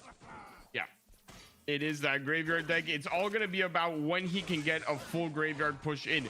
We've seen the 2 different ends of this type of matchup. We've seen the one where, wow, Yeah, the Mega Knight connects. That's definitely another side of the matchup. But there is that side where you get a lot of damage out of your Mega Knight push, you force out a lot, and then you basically win the game in one or two pushes. But there is that other end where you Mega Knight and Graveyard way too early. They keep the Mother Witch in cycle. You can't get it off the board because your Fireball's out of cycle, and you lose the game on the following push.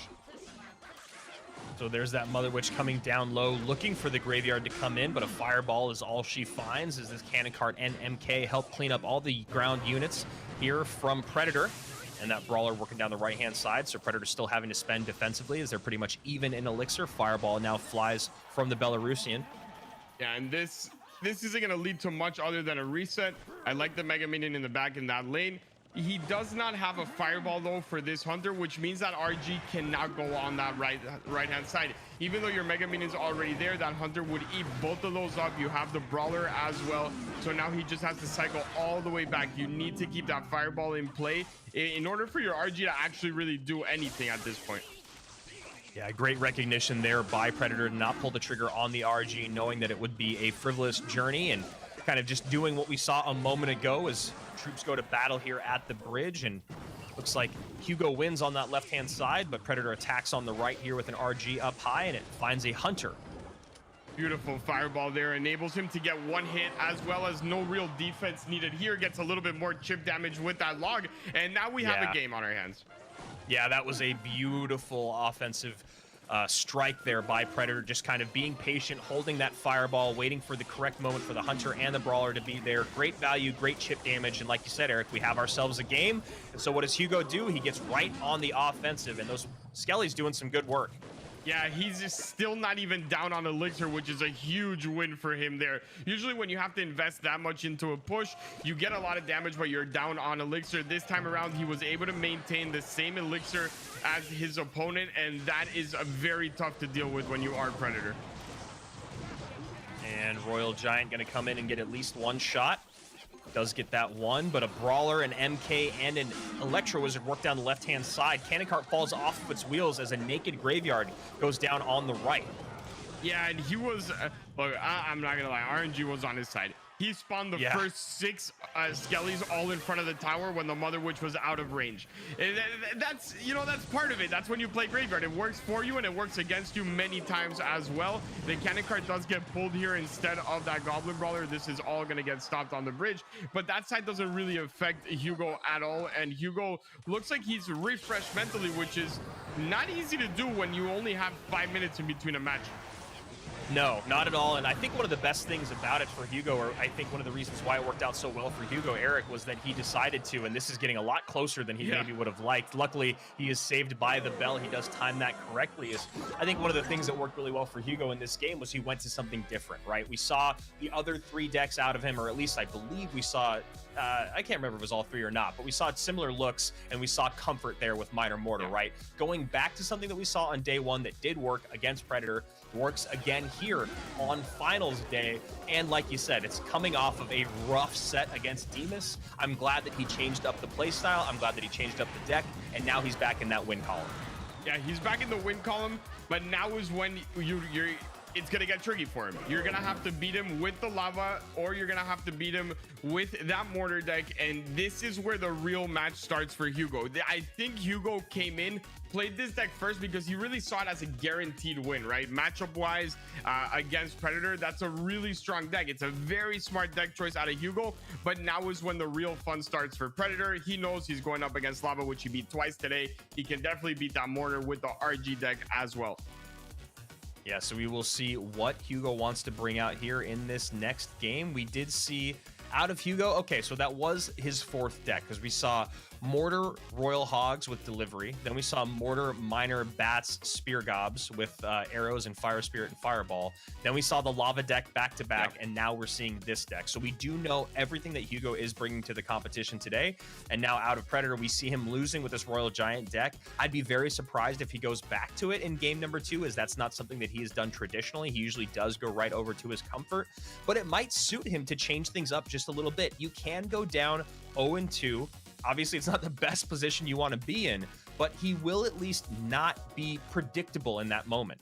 I would actually be going back to the RG. When you talk matchups wise, if you go up against the Mortar EQ, you're good. With the Hoggies, you have Fireball Log.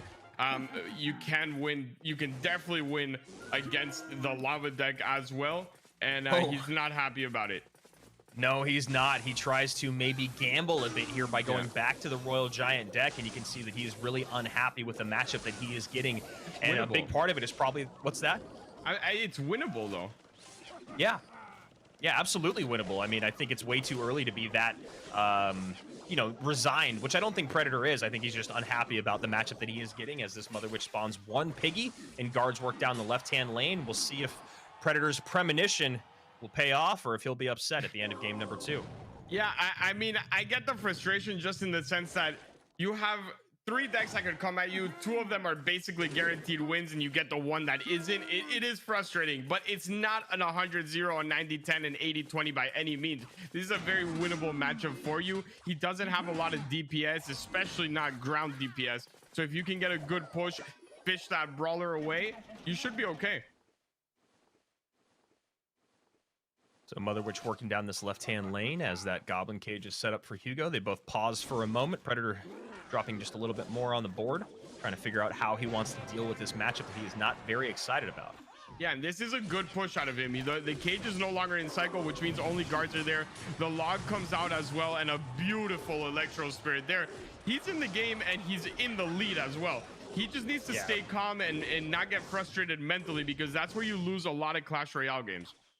Really, really great Electro Spirit there. And now we see this Miner coming out defensively for Hugo, who is technically in the lead after that Baby Dragon does get that last-second belch in.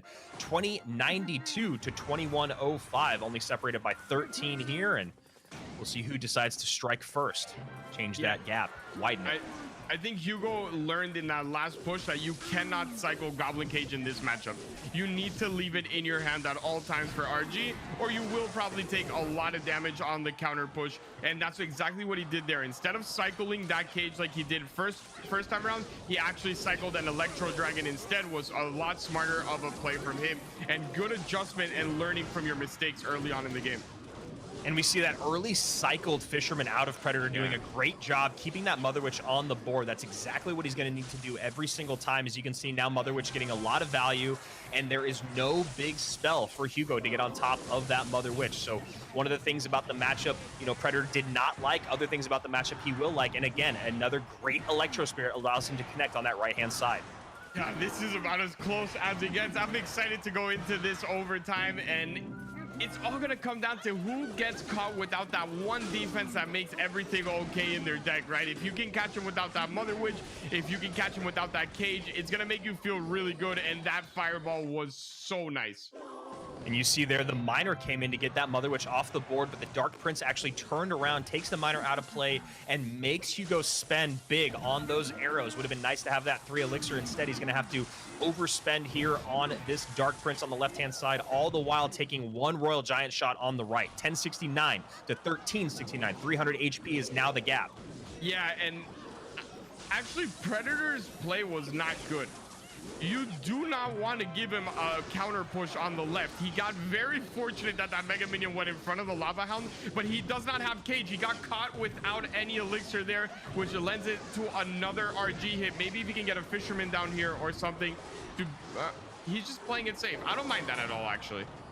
Yeah, the playing it safe there does pay off. He does take a good amount of damage on that left-hand side as a Brawler and Guard connect here on the right, but no substantial damage is in.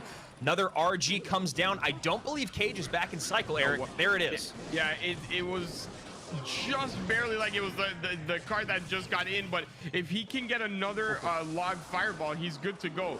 If I'm not mistaken, you get 84 out of the log and 207 out of the Fireball at current tournament standards, so he should be good. 84, yeah. 10.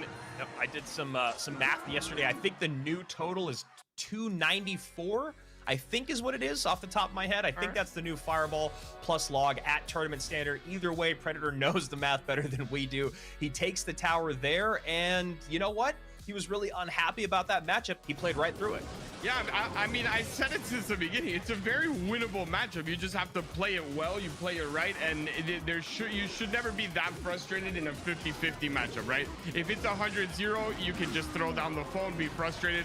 But the good thing is that he was able to regain. It looks like he let it all out with that one, frustrating look or scream or whatever it was, and then he just focused on the match. And like I said, the match really started for Hugo now. You got the great matchup. Yes, you won game number 1, but what are you going to do now where you have to beat his wall breaker decks with the decks that you have left? And we saw early today Topic really struggle with Lava against Predator. Yeah, I'd be really surprised if Predator did not go to comfort now in game number 3, as things are all evened up here between him and Hugo. Hugo on the other side of it, he did everything he could, but some great work with Logs and Electro Spirits made those defenses with the guards and the Brawler really, really difficult to pull off. And Predator found that and just rode it all the way to victory. The other thing that Predator did exceptionally well in this game was he protected those Mother Witches. So much value came in from that Mother Witch. The moment he recognized, okay, there's no big spell in the hand of my opponent, so what does he have to do?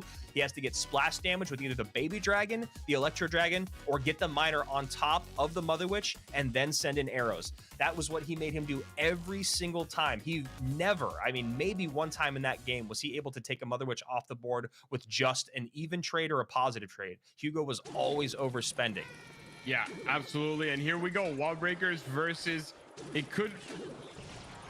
is it like wall breakers versus mortar, right? I believe, yes. I think it's mortar with cannon cart, spear goblins, bats, and maybe fire spirit in there. Yeah, so this is, I mean, if Predator gets this win, I'm pretty confident he's going to end up winning this set. This is going to be a struggle for him. A beautiful Vault there, knowing that he doesn't have to worry about the cannon cart. He doesn't play it on the same side. He's just going to go ahead and kite over to the right with that mortar. And here we go. The cycle has begun. Yes, it has begun, and already down 2 elixir is Hugo. He does get a mortar shot there, so a bit of saving grace and kind of evens everything up as we get high bats here and a high fire spirit, but bats right behind, and that's a bit of an overspend there from Predator, but it's okay. It's early on, and he knows now not to do that probably again until making sure that that miner is going to stay alive a bit longer. Yeah, or just at least wait for the fire spirit to take out the spear goblins before it takes out half your bats as well. Yeah, I think that was another problem. If you would have had more bats there, and maybe you could have invested in a better push. But here the wall breakers for Predator always either take out your whole defense or they connect. They are never just easily defended. So Tesla is up high. Spear Goblin cycled on this right-hand side, 2264 to 2486. Predator down by just a hair here, and Hugo going to look to ride this. I mean, this is not a bad matchup for Hugo when you talk about having arrows, having fire spirit, having mortar, and being able to keep up with the cycle, and the ability to get a cannon cart cycle to become another building to distract wall breakers. See if Hugo can play through this.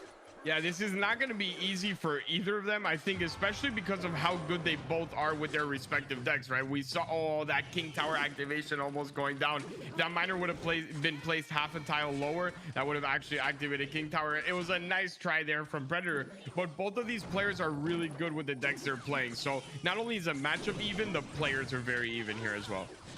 Great catch here on the Tesla with those bats and then the fire spirit. So a bit of an overspend coming in from Predator to make sure that mortar doesn't create too much damage on that left-hand tower. And now Predator going right back on the offensive. Wall breakers will connect on that right-hand side, just one. Right when you think one of the players is getting a big lead going, the other one responds, and this is just a back and forth that we can expect throughout the rest of this specific game. Obviously, when we get this type of matchup with the lava, it will be a little bit different, but for now, looking good, for a lot better than I thought for Hugo with how well Predator played this early on. Yeah, Hugo doing all the right things here as Spear Goblins and Bats are going to connect, and that should do it here. Bats going to connect there, just needs to get in. It doesn't need to do anything. Doesn't need to send in a Fire Spirit, doesn't need to send in arrows, and now Predator losing with the deck that he has had so much success with. Hugo has to be feeling good about the mental game that is going on now going into game number 4. I'd definitely be feeling great right now. That was his 100% win rate deck since we started these 3 days. You saw him dominate with that over and over and over again, and to come in and beat him, and he did didn't barely beat him. Like, that was pretty convincing, if I'm not mistaken, at least from my perspective. He did some really great work protecting his mortars and making Predator overspend. But then Predator, being Predator, he wanted to keep up that offensive pressure, and that's when Hugo would really punish him. He'd get Predator to overspend on the defense and on that mortar, and then Predator would go back on the offensive side, and then that's the moment that Hugo would send in a big push on the left, whether it was Bats plus Spear Goblins and the Miner, or just one or the other. Absolutely. And now Hugo has a lead. If he can manage to play that lava deck in the way that, you know, we've seen people beat wall breakers decks, where it's just, I'm focusing on a massive push and that's all I'm focusing on, he might actually be able to take this in the next game. 3 games in the books between Hugo and Predator here. One of them will be eliminated and get a $2,200 check. The other one will be guaranteed about half of that $7K prize with a guaranteed second place finish in our grand finals, where Demas is awaiting the winner. And Demas was a scary competitor earlier today. This is a huge set, though, because both these guys, Predator looked incredibly dangerous in the opening set. We saw Hugo struggle a bit in the second set. Now in this third set, it feels like Hugo has kind of found his footing. I feel like we're on really, really even playing ground, except Hugo has one game in hand, Eric.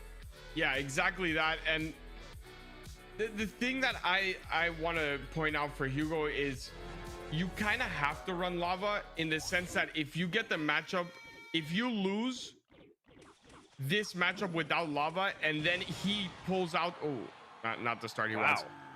If he is able to have the delivery deck and you have the lava deck left, you're in a very bad position, right? So if you can catch him with that wall breakers deck that has the log instead of the delivery, I think you're in a lot better position. That's why if I was Hugo, I would have actually gone with lava instead. So Hugo does not go with lava, and he does not get his mortar down in time. An incredibly uncharacteristic misplay out of Hugo. Mortar doesn't catch, and then wall breakers connect on both sides, and Predator sees the mistake, sends in Miner plus Bats. 23.99 is the result of those misplays early on, and a nice +1 trade there for Hugo on the right side of the board. Yeah, and the difference in these decks that he's running now is the delivery and the musketeer. Yes. Obviously the Royal Hog. Okay, so this is the Royal Hogs instead of the Miner. I apologize for that. My brain had a little bit of a restart going on, but it's what I'm telling you from before, right? You play this Hogs deck and you know he has the good answers to it. If you play the lava deck and you would have run into this version of this with the log instead of the delivery, you're in a lot better position. You have to take that chance, because now if you lose, you know your lava deck is going to run into the delivery version and only make it a lot harder to win with it. So we see there Predator missing the King Tower activation with split Spear Goblins, trying to replicate something that we saw from last week, and I think it was Moogie who was able to pull it off. Does that sound right? Yeah, it was. The only difference, it was with regular Goblins, I believe, but it wasn't Moogie, it was Hajime for sure. But the play is not easy to time, especially when you have all this pressure on. Look, guys, I'm not gonna lie to you. You know, I know everyone thinks I'm the greatest player ever, but I recorded a TikTok here and I activated King Tower and it took me 7 tries. Okay, I said it. Yeah, I mean, it's one of the ones in the game that I think I've only pulled off maybe once or twice. It's not often that you get the opportunity and the cards to do it, but Predator tries it out, does miss it there. 1684 is the result of this crazy back and forth. Hugo finds himself back in the lead once again with that Royal Hog push that came in. Those Hoggies were on that right-hand tower for what felt like forever for Predator, and now he early cycles this Tesla. Nothing to catch the mortar, nothing to catch the Royal Hog, so he has to spend Spear Goblins. Yeah, this is very dangerous for him here. Obviously, the Valve comboed with the log pretty much cleans everything up, but he's falling very behind on Elixir. Look at the Elixir difference from one player to the other. This cannon card should survive as well, at least enough to take out all the Spear Goblins, and there they go, and he still needs to defend this. This will not get taken out by the tower quick enough before it locks on. So we see wall breakers doing that service here for Predator, as one does connect on top of that mortar. Valkyrie comes down at the perfect time, but there is a Miner that is distracting that mortar's attention. This mortar actually will splash on tower. No, it does not. Almost. Valkyrie gets far enough away. Yeah, he definitely played that a lot closer than he wished it was, but no real defense here for the Bats, so the Bats just gonna get endless amounts of value when you don't have anything that can play for them on the other side. Obviously, that's a huge advantage on your end, and I really like Hugo just taking that damage on the right. I'm not gonna force out any sort of defense. There's nothing really needed. I know you're gonna focus on that left-hand side more than anything else. So Hugo EQ cycles on that right-hand side, knowing that his opponent is always going to spend more than him on that exchange. Now we have a big hit here on the right. Valkyrie plus wall breakers, and Eric, just like that, Predator is in the lead and just a couple spells away. One of them already in the tank. 209 remains. Fireball out of cycle, though, but Log and Valkyrie are there, and just like that, Predator stole this game from Hugo. We're going to game number 5. It was that delivery that came down 1 second before onto the miner on the left-hand side. If you have that delivery, you get 0 damage on your tower. The delivery takes out the wall breakers. It tanks for the Valk. He waited for that delivery to go down. The bait was there from Predator, and it was a masterclass in how to bait out your opponent into defending something that wasn't the real push. What a well-orchestrated push there from Predator. Yeah, those are the ones that hurt the most when you've just been in the lead for so long. It feels like you're in such control of the game. You have every response that you need, and then you're a Predator. Your opponent in Predator decides to pull a fast one on you. Valkyrie plus wall breakers in the right-hand lane. It's one of my favorite pushes when you're playing wall breakers decks, but it is definitely very easy to defend, but no royal delivery in hand, and there is the result of what we're talking about. Valkyrie gets on tower. Musketeer has to be played to stop the damage, but then gives fireball value as Hugo is just kind of panicking in that moment. Log comes in to close things out, and we're going to game number 5. I wouldn't have it any other way. And now it's the big mind game, right? If you're Hugo, do I go lava? Do I think I could beat him with lava? He probably is going to run that delivery deck. Or do I try to beat him over here with the same deck that I just ran and lost with? It's a very hard call to make if you are Hugo. You know what you're going to run if you're Predator, right? You're going to run, in my opinion, that night delivery wall breakers deck. This is game 5. You play your comfort.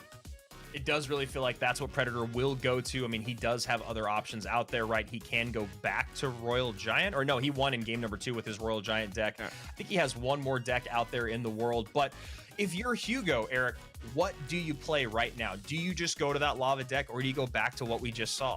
I go back to what we just saw. I think playing the lava deck against the wall breakers is already not an easy matchup, but when you're playing against the delivery version of it, it makes it that much more difficult. I wish you would have run it now, where that log is basically useless in the matchup, right? You have a decent way of taking everything else off the board, because Hugo's Lava Hound is very different than what we saw earlier on. It's not an Infernal Dragon version alone. You have that Electro Dragon. The Electro Dragon takes care of the Spear Goblins, the Bats, it stops the Wall Breakers.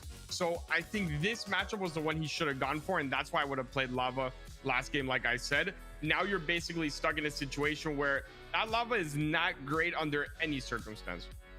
Yeah, I do believe that Hugo should go back to what we just saw. Not only does it match up just a little bit better from against what we think we're going to be seeing, but also in terms of what Hugo likes to play, this is more of his style of comfort. Obviously, he's a guy that I think we've seen succeed a little bit more with Mortar Miner, but Mortar plus Royal Hogs is still a similar style of play.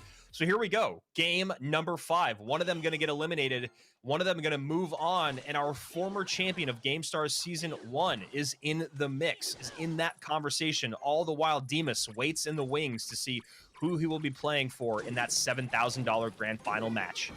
Yeah, and here we go. The pressure does not take long to get started from Predator here, and already doing a very good amount of damage for an early round push, right? If you can get almost 400 damage there going, and the match just, oh no. Wow. A second late on the delivery, just like we saw Hugo being a second late on that Fire Spirit. A great heads up Earthquake here, going to stop this push from coming across the board and going to even up that elixir. Now only down by about 2 is Hugo, and we see Predator going hyper aggressive, knowing that that Fire Spirit is out of cycle, but the Valkyrie is played high enough here, and along with this Musketeer should be easy cleanup. 1 wall breaker, 2 wall breakers connect on that left-hand side, along with some bats. Yeah, I mean, Predator is so dangerous when he gets the cycle that he wants and he catches you off guard with even a 1 elixir troop is the one thing that he's catching you off guard with, right? It's not like it's the Valk or the Earthquake or Cannon Card. It's your Fire Spirit.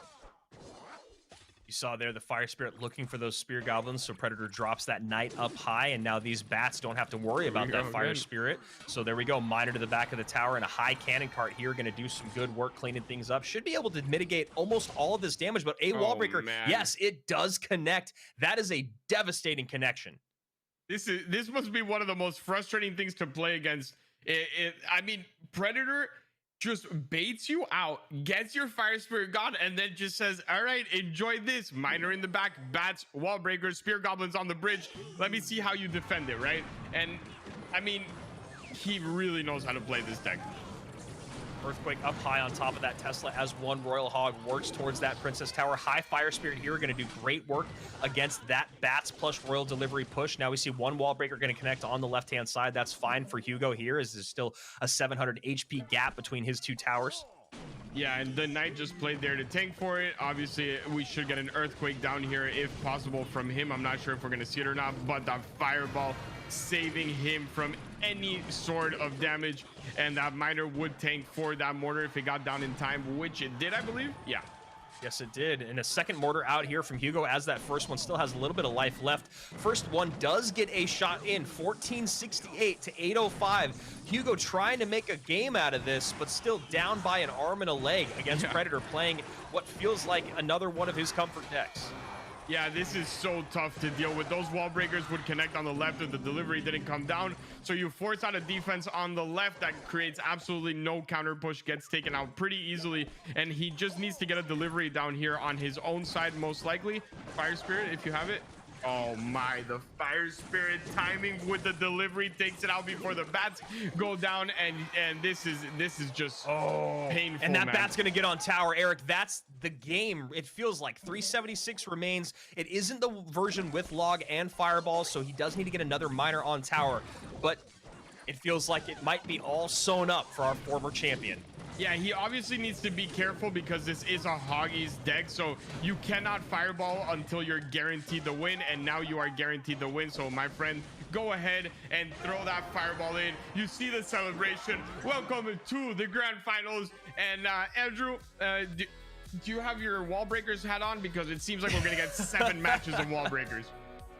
Yeah, there's going to be a lot of fast flying wall breaker action in our grand finals between Demas and Predator. We say goodbye to our former champion in Hugo. It's tough to watch him get eliminated from the LCQ and then watch him fall here in the lower bracket, but I guarantee we'll be seeing a lot more of that young man from France next year in all of the competitive Clash Royale events. We see this is the final moment here. Miner gets in on tower. Delivery comes down a second late. Fireball goes in. We get the celebration from the man that's going on to the finals against Demas, and this is going to be a lot of fun. One more best of 5 to give out $10,000+ One player walks away with 7, the other one with about half, and you see right there Predator trying to collect himself because he's got one more set to play. Yeah, and this is huge, man. I mean, this is a lot of money on the line as well, right? You didn't make it to the CRL World Finals. This is probably the biggest prize pool after that. So there's a lot on the line for these players, and you see the raw emotion. You can't act that, right? Like, he even looked at his fish to make sure they were okay from all the excitement there on the left-hand side.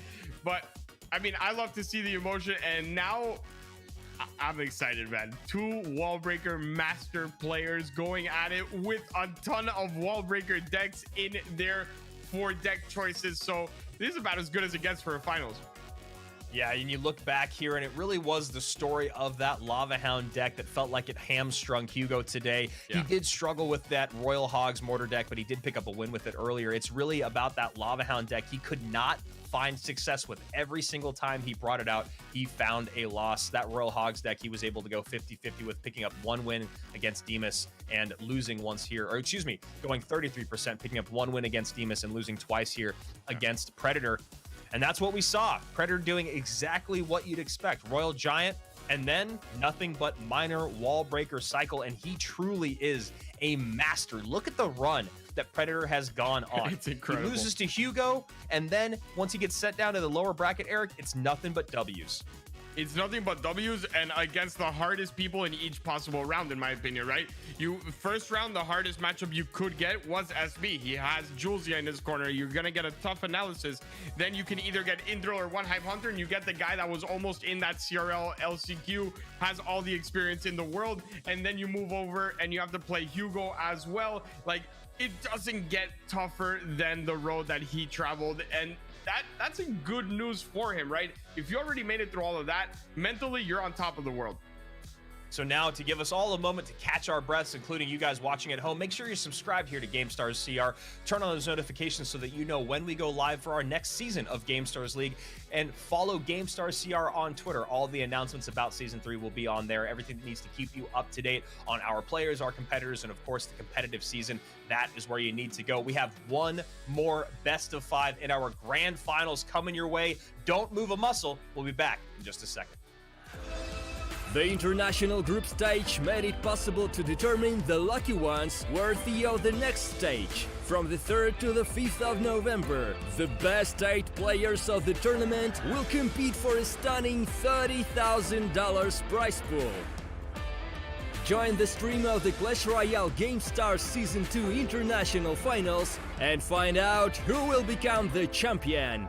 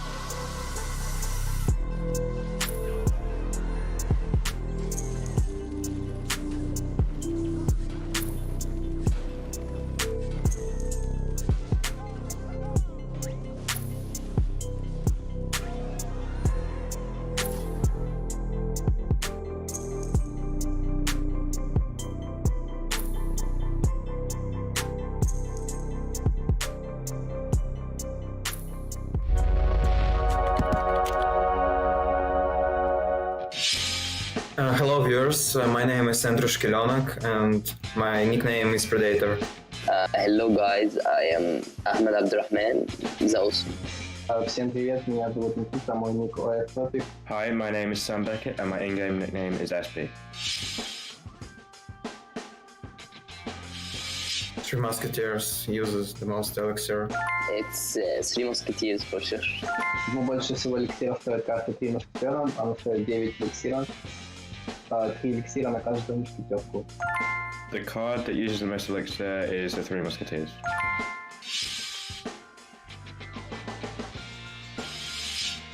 I feel like there are like 11 legendary cards in the game right now. I think 11 or 12, I don't really focus on these details. Не знаю, наверное, около 20.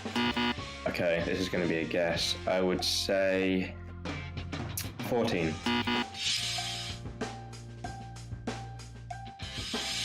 There are 4 types of spirits in Clash Royale currently. I think there are 4, like Electro Spirit, Fire Spirit, Healing Spirit, Ice Spirit. 4 духа, это огненный дух, ледяной дух, электрический дух и Steel Spirit. Или исцеляющий дух. So, okay, we have Ice Spirit, Fire Spirit, Heal Spirit. Am I missing anything else? I'll go with 3.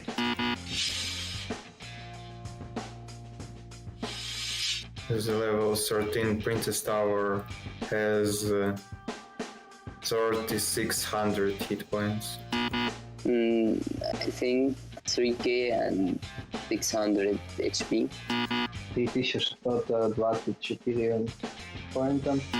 Level 13 Princess Tower. Okay, I'll try and be exact. I think 3,654.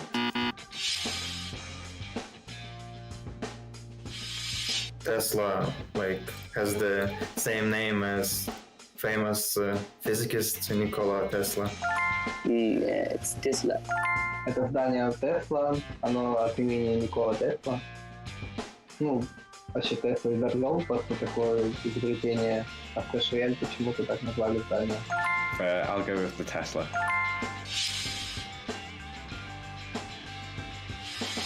Poison has wider range than Freeze. I think Poison's range is wider. Заклинание яд, наверное, чуть-чуть больше. Или они одинаковые вообще? Poison has the bigger radius, I'd say.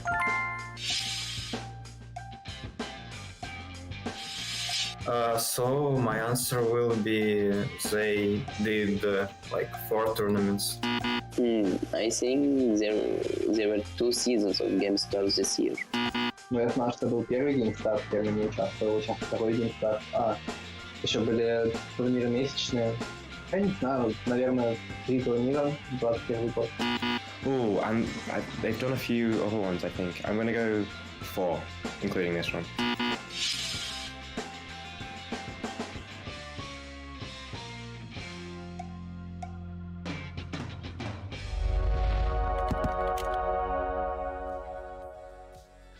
So here we are at our grand finals between Demas and Predator, and just to clarify, the whole entire tournament has been double elimination, but the idea here on our finals day of GameStars League is that if you are able to stay in the upper bracket, you have played exponentially less matches than those in the lower bracket. So on the final day, Eric, this is the last best of 5. Each player 1 life to give. Winner walks away with 7k, loser walks away with about half of that, and Demas has been unstoppable so far.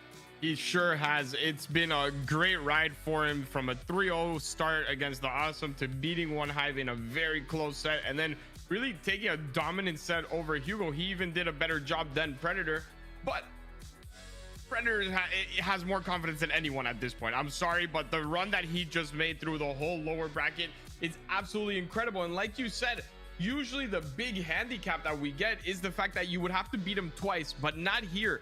Predator has to be feeling great because there's no advantage Demas. It is 1 best of 5, winner takes all. Yeah, and Predator has been doing exceptional work all the way through this run. A little fun piece of trivia, Eric, is if you look at all of our invited players, Lucas GSM, SB, One Hive Hunter, and Hugo, guess who they all lost to on the way? It was Predator. Predator eliminated Lucas GSM back in our group stage, and then he's gone and done work against the other 3 reigning invite players. That's the guy that has been the giant killer, the giant slayer. Demas also finished very, very high up in GameStars Season 1, but he was not able to walk away with that title, walk away with that top 4 spot. He was number 1 out of Kazakhstan, of course, from GameStars Season 1, and I think he finished in 8th place in Season 1. But here he is in our grand finals, and he's got 2 versions of his comfort deck to play today, going up against Predator and a lot of wall breakers.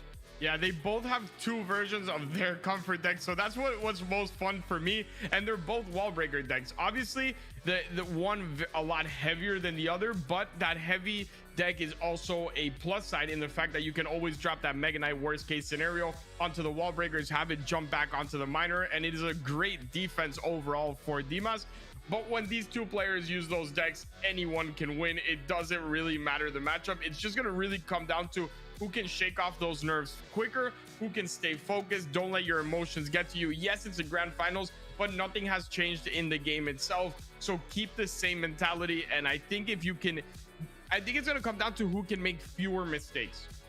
One thing I would like to see out of Demas in game number 1, it's interesting, what deck does he go to, right? When you talk about what Predator does, Predator likes to run Royal Giant a lot early on in his sets, and then he goes to Wall Breakers a little bit later.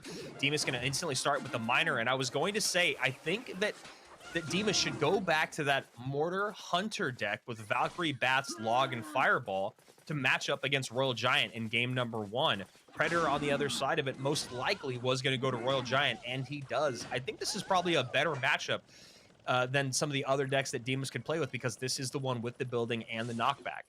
Yeah, I agree with you 100%. I think this was, like you said, it was very predictable play here out of Predator. He really hasn't changed his strategy all that much. And it seems like he made peace with, okay, these are the decks and my deck choices are very good for me.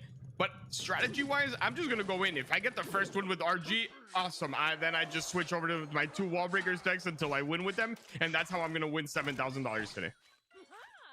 Yeah, one of those things where you might know what I'm going to do, but I'm going to hit you in the face with it anyway. And Predator sets up that Royal Giant in the back in the same lane as the Valkyrie from Demas, working its way down here towards that Fish Boy. And that Valkyrie will walk into Princess Tower range. Going to help take it off the board here and create just a little bit less DPS on top of this RG. Yeah, and I like the Fireball coming in early there, starting to get some damage onto tower as well. The Log is going to make sure that that Mega Minion is not even hit with the splash. And overall, really good defense from both players to start off the match. No one really getting any significant damage unless that hit, which it did not. And this is kind of exactly what we were expecting in game number 1. RG out of Predator. Demas goes to the Mortar deck with the Hunter to be able to control just a bit. Towers are very, very even as Demas extends his lead to closer to 200 and 300 HP here as that Dark Prince cleans it up off the board. We'll see how Predator wants to respond. I was about to say, and if I know I'm not a magician, but if I have to predict, we were going to see the Dark Prince run into the Valk and RG start in the back and then a Mortar. And it seems like we're just going to go through this cycle over and over and over again until someone can make something special happen here, which I'm not too sure what it's going to be. But that's one way to break a cycle, right? You get that Miner out of rotation. You no longer have the Dark Prince in the back. And now you have a little bit more leeway to go on the offensive. That Miner turns around and tanks for these Spear Goblins. Fireball going to come out on top of that Mother Witch. One Piggy does spawn and does get to tower as another RG is set up in the back. These defenses are working out for Demas, but as this game gets deeper into double and triple elixir, he might be in a little bit of trouble. I wonder if he should start trying to create just a little bit of opposite lane pressure here, and Predator does just that, getting on top of this Mortar. Yeah, Predator, what his plan here was just let me take out this Mortar quickly, and unfortunately for him, the Electro Spirit jumps the wrong way. It takes out the Valk instead of those Bats. The Bats clean it up, so even though it was a really smart play out of him, because that RG would have connected onto tower if it wasn't for those Bats, a little bit of an unfortunate sequence there. He thought the Valk was going to go down before the Electro Spirit would actually jump, and that gives Demas a little bit of breath of fresh air. Miner goes to the back here. Fisherman going to pull it off the tower. Hunter up high to get on top of this RG. Log finally comes in to clean it up off the board. Fireball in from Demas to take the Mother Witch out of play. 1958 to 1950. And that Fireball chip damage is starting to add up on that left-hand side. It sure is. And I don't know if you're going to be the one that calls in at the end here when we say, okay, he won by 10 HP. But it definitely looks like that's the way this match is going to end up. It really does feel that way, and honestly, with how much beefiness that Predator has on the ground here, how much HP he has, it maybe is the reason why Demas isn't opting to go opposite lane. It's going to be very difficult for him to be able to lock down that Mother Witch and still defend adequately on the ground. So I understand what he's doing. 1863 to 1958, but this RG is getting dangerous as the elixir is flowing faster. I was just about to say that every time you see Predator push a little bit more, it seems like the pushes are getting harder and harder to defend here for him. He does switch lanes, and it's mainly just a bait here to make sure that he can get another RG down on the left while still getting the Mortar placed down, and I think that was a very smart play out of him. And we'll see if there are anything to support this Valkyrie. There is a Mega Minion to take it out of play by Predator here, so Demas decides not to support as a Mother Witch plus Dark Prince and Fish Boy have battle here at the bridge. Yeah, the problem here was that it actually fished the Hunter instead of the Miner that was there to block for it. This Mega Minion should take care of everything as well, and an Electro Spirit here would be deadly for him, but where is it? It's in the back on top of the Miner trying to mitigate the damage. 1577. Log comes in. Fireball goes flying in both directions. I think Demas ends up losing this battle. He does by 20-ish. Oh, wow. The Log came in at the end. Yeah, it did hit at the end, which gave him that win, but we weren't all that far off, you know? Like, it was pretty clear that this match was gonna be decided by no more than 100 HP. Yeah, and that log, that last second log, barely gets to the tower in time. 62 HP remains on Demus's, and Predator loses by a hair, and that's exactly the way that Demus wanted to start this set, Eric. Come out with this mortar deck, keep that Royal Giant locked down. Now it's time to go fast and furious with all of the wall breakers in both directions. Yeah, this is where the fun begins for us, at least. I don't know how much fun they're gonna have because the people losing the matches won't be all that happy, but I guarantee you we're gonna have fun casting wall breakers all over the place. And it seems like, I don't know what your take on this is, but if that Electro Spirit was up there, it takes out all the Spear Goblins, it takes out some bats as well. That mortar goes down quick. I think he has time to get one RG hit before that time is over. Yeah, I was literally just going to ask you, what is the maybe one thing that could have gone differently? You know, when I used to do this pro coaches caster segment that I used to do, one of the things that the God RF told me is if you're losing games by less than 100 HP or by 50 HP, you've basically probably only done one thing wrong, that you fix that one thing and you win the game. That one decision of the Electro Spirit down low on the miner, as opposed to up high to clean up those bats and help stop those Spear Goblins, that felt like that was the moment where Predator gave up the game. Yeah, just that one RG hit would have been a guaranteed win. And here we go, wall breakers coming out of Dimas. No surprises at all for the rest of this set. I'm pretty confident in saying that. Looking online, it actually looked like that was a matchup that favored the deck of Predator, but only about 5%. We see 51 to 49 in one instance, and matching 6 cards or more, we see 45 to 55. So Predator was in a good spot there in game number 1. He's going to go right back to it in game number 2 as Demus goes to comfort here. Yeah, and he needs to be careful with the Fishermans also, because if you play them that close to tower and he comes at you with the heavier cards in this deck, it could be a disaster for you. We've seen people, you know, really lose because of their own Fishermans, and if you put that all the way in the back and he Mega Knights on the bridge like he just did, and that hops onto your tower, you're in a lot of trouble. So Bandit is going to get a dash. No, Mega Minion retargets on top of the Bandit, but MK leaps instead. Who knows which one was worse? Probably the MK. 1805 to 2758. Demus in the lead already. Yeah, he's in a big lead, and I mean,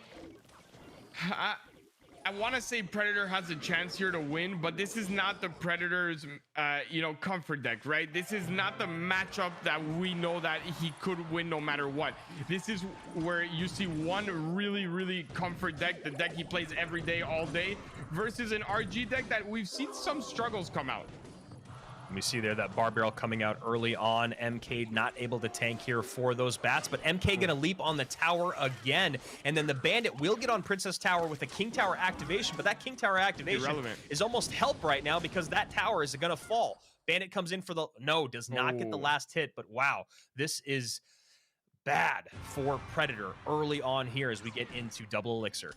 Yeah, that King Tower activation, I think it was more of like, this is the only real way I can actually defend this massive push, so I might as well just do it anyway. I'm gonna lose the tower no matter what goes on here, and that was about it when it came down to that plan. He's just gonna try and get a couple hits here with the miner, and no, he's actually, I really like that play out of Dimas. The reason why he went for that is those bats up there that you see are now free reign onto that RG. If he would have still had that Mother Witch, he would not be able to do that. So very smart play out of him there, not going directly for the tower, but first taking care of the Mother Witch and prioritizing that.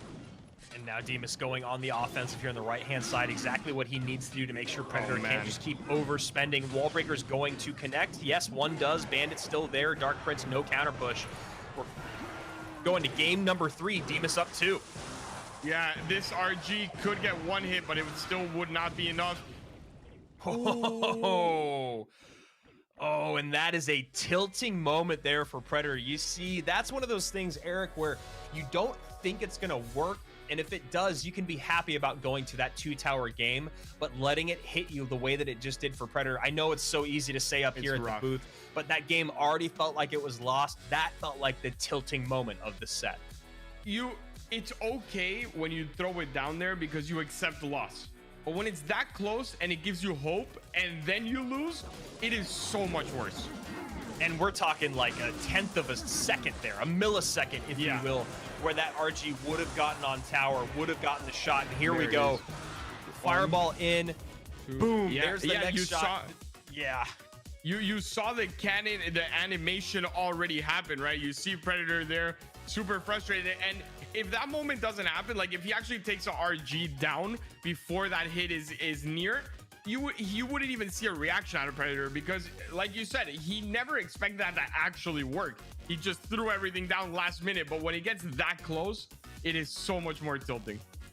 It is an absolute heartbreaker, and all the while that was going on, Demas was doing the correct thing, creating a lot of offense on the opposite side of the board. I believe 2 wall breakers were on their way, along with a bandit, so Predator would have had a lot to deal with had it gone to those 2 towers. But if you can't extend it to those 2 towers, you never know what's going to happen, especially when you have RG as your win condition. Now, every single game is an elimination game for Predator. Every single game coming down the line, he must win to take that first place finish. So I can't imagine we see anything other than comfort here moving forward. It has to be. It has to be wall breakers. No way. Wow. He went with this again. I'm shocked. Honestly, I am absolutely shocked, Eric. 1 wall breaker connects there on that right-hand side. And really just a surprise here from Predator, not going to the deck that you would expect him to play in the most desperate of situations. I was just about to say, doesn't this deck have Mini P.E.K.K.A and makes the whole matchup even harder for him, because Mini P.E.K.K.A goes directly onto the RG?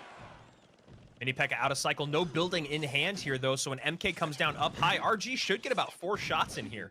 Yeah, it's a lot of damage, but I think late game, I don't see how he actually breaks through, right? You can put the Mega Knight first so that the Fisherman grabs the Mega Knight, and then your Mini P.E.K.K.A has complete reign over that. And even then, yeah, you started off great, but the match is tied already. Yeah, and you see there, Minor makes it so that Demas is actually back in the lead, and now all those things that you were just talking about, Eric, are really going to come into play here. The next time we see an RG go down, I would be shocked if we saw more than 1 shot come in. Yeah, this is, I mean, this is the same matchup you just played. The only difference is that he now added Mini P.E.K.K.A, so it seems like a snipe to it, right? I'm not sure why he decided to go with this RG deck. Is it winnable? Yes, but it is going to be very, very tough.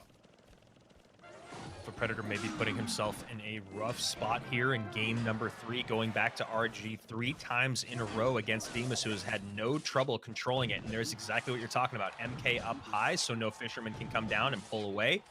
But RG getting some good damage in on that tower. MK at about 50% HP here as the Miner comes in.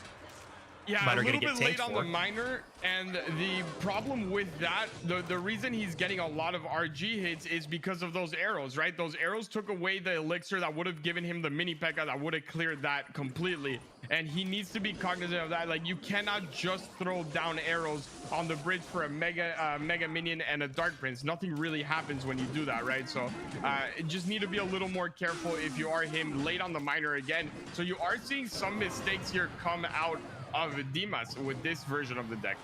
Yeah, and Demas uses a zap to retarget, so the Musketeer does stay alive, but still Log comes and cleans it up off the board as 1 Wallbreaker connects here, and now just a naked Mini P.E.K.K.A at the bridge. Yeah. I don't know about that. We see a Fisherman come out. It should be easy clean up there, and now an RG would be devastating for Demas. Yeah, that was definitely a prediction play out of him. He was just trying to say, okay, I know that you're going to start spamming the RG here, and this is my only shot at getting no hits on it. And he actually takes a win. He proves us wrong, but I saw a lot of mistakes there out of Demas. Not characteristic out of him, and really not what happened in the first 2 games. Yeah, that was really kind of a gift being given to Predator here, and maybe the biggest gift of all. He gets a win with that Royal Giant deck. Now he can go right back to his comfort. You know he's most likely going to go to the Valkyrie Wallbreakers in this next game. Like you said, before his prior set, he'd been 100% with it throughout the entire competition here from the group stage moving on forward. Let's see what he can do with it here now against Demas, who, I mean, I think he can go right back to that deck. He's just got to clean up his playstyle. I would play it all 3 times. If I lose 3 times with it, then so be it. But I would play it all 3 times. You know, the Mini P.E.K.K.A is great against the Miner as well, right? You have basically an instant take away from that Miner for just 1 elixir more, and on top of that creates a counter which he is going to force out either the Valkyrie or the Knight, and you could take at least half health from that as well. So I would go back to it three straight times. You know, It's just so surprising because, Eric, you talked about exactly what needed to happen in that game early on. You know, the first RG comes down, the MK comes down, you take a few shots, the MK gets pulled by the fish boy, the miner goes to the tower, right? That's fine. That's the first sequence, and Demas actually comes out on top at the end of that. It was what happened moving forward. The fact that those mini P.E.K.K.A.s were never really drawn out for those Royal Giants. I mean, you saw right there, only 3 mini P.E.K.K.A.s were played. 2 of them were not on top of the RG. One of them was predictive, and the other one actually got caught up in the Hoggies along the way. So Demas had the tools in his belt. He just didn't ever put any of it into practice, and you figured it out in the first 10 seconds of gameplay. Yeah, it was a very odd thing to see out of Demas with this deck. It was very clear the game plan that he had, and every single time that an RG went down, he was already caught off with either no elixir or out of cycle of that mini P.E.K.K.A. I expect to see a lot different here. Every time you see a miner, you should see a mini P.E.K.K.A. in return, and you have zap for those bats as well, so that should be easy cleanup. So high bats come out instead as this musketeer helps clean up on both sides of the board. Zap going to come down now for those wall breakers, and that's a good job by Demas recognizing what his cycle can offer him in terms of spell responses. Yeah, and I mean, the reason I say I would play this 3 times is because it really is not an easy matchup here for Predator. When you look at the tools on one end and the other, the bats can always be dealt with very easily for that zap, or you have the bats on your own side for the wall breakers, right? He does not have anything other than fireball to take out your bats. The delivery is just stuck on his side, while you can really play around with the versatility of your deck. And again, mini P.E.K.K.A. caught off. Yeah, and that's a huge thing that you point out there, Eric, about the bats getting value on Demas' side of the map, and we'll see how much Demas wants to abuse that privilege as he takes another wall breaker connection on that right-hand side. Predator, you get a little flinch out of him, probably happy about getting more damage on the board, but now gonna have to deal with this big MK push. Nice High Knight plus Tesla and Spirit Goblins should make pretty light work out of this. Nice zap, though. Yeah, beautiful zap out of him there yet again. He does get a lot of value out of zap in this specific matchup, but I think he's getting he's getting saved by it. And the fact that he has arrows again, I think, yeah, there's no way you don't play this deck 3 times. Now you have your mini P.E.K.K.A. in cycle. That is what I want to see. That is the perfect sequence. Yep. Keep that cycle. You have it now. You can always match what he's gonna play, and if he keeps this up, it's a guaranteed win. Yeah, and that's a really great thing that you point out, Eric, recognizing that you are in the perfect cycle to match your opponent and then keeping up with it. So we'll see if that's exactly what Demas wants to do here. Arrows come down to catch those wall breakers. Zap is in cycle. Bats should get great value here. Mini P.E.K.K.A. goes to that miner. There are the bats up high, and exactly like you broke down, man, that's what Demas is doing here, and it is exceeding very, very well. Yeah, you don't have to change anything. For the rest of the game, you keep the same exact thing going. You do have arrows here yet again. If he wants to use them, he decides to change it up. I'm not too sure why, and now I'm nervous for him. Yeah, the change up there. MK goes down in the back there on that right-hand side. A lot more expensive of a response. 1445 to 1012. Now Zap is out of cycle as well. Bat's going to come in and be a good Royal Delivery target. There's the Royal Delivery. Miner goes to the tower. And now no delivery to catch these wall breakers. This time he got at least one of them to connect. There was no reroute on both. He only got the reroute on one of them to the Tesla. So we're moving on off Demas. It's getting better for you. And he does have arrows. He does have zap. I don't think he needs to be playing predictive mini P.E.K.K.A.s or anything. Just play calm, you know? You're in such a big lead that at this point, it's game over. Arrows come in, miner gets on tower, Royal Delivery goes in the opposite lane. Now no response here. Tesla comes out for those wall breakers. Another miner should be back in cycle very, very soon here. Mini P.E.K.K.A. cycled early. That is the actual correct prediction pull there. Yeah. Arrows not in cycle, not going to need him as the MK comes down, and now we have a miner arrows zap conversation for that left-hand tower. Yeah, and Fireball comes in. Beautiful play out of him, but it doesn't matter. That's it. GG. We have a champion, and Demas, I mean, he worked for it. He killed it and didn't lose a single set in the whole finals 3 days. Dimas does it. The player from Kazakhstan walks away with the big-time victory there, and I was almost lulled into mesmerization, whatever the word is. I was mesmerized by his gameplay at the end there. It was incredible. It was absolutely locked down, nailed down, like you talked about, Eric. You talked about adjusting your cycle and what he needed to do. He did just that. He got tons of value out of his bats. He made sure his zap was wherever it needed to be. Arrows for the wall breakers, mini P.E.K.K.A for the miner, and Dimas puts together a masterclass of Clash Royale today. He was unstoppable from top to bottom, playing his comfort, not letting anyone get in his way. That was just beautiful gameplay out of Dimas from day one all the way till the end. And we spoke about it. The winner was bracket finalist actually gets no advantage here. They don't get a second life. He was not affected by it. He did not need it. He said, don't worry, I don't plan on losing any set. And he's walking away as a champion. We saw him go down in the first round last time around in season 1. And what a turnaround, man. Dimas started in Group D, where he faced off against Mini Kuma, Ligan CR, and of course, One Hive Hunter. He faced Ligan CR in his first set and then One Hive. He defeats both of them and makes it on through to our international finals, and then repeats the same thing on day 1 here in our international finals, right? He comes out, does a great job against the Awesome, takes down One Hive Hunter once again, and he's sent to that upper bracket where he faced off against Hugo today in, like you said, Eric, a dominant 3-1 victory. And guess what? He does it once again here against Predator. And Dimas is your Gamestars Season 2 champion. $7,000 going the way of that young man. That'll get you a lot of, gems, gold, whatever you might need, because CRL World Finals are coming your way, and it sounds like champions will be in play. But man, Eric, what a fun run this was.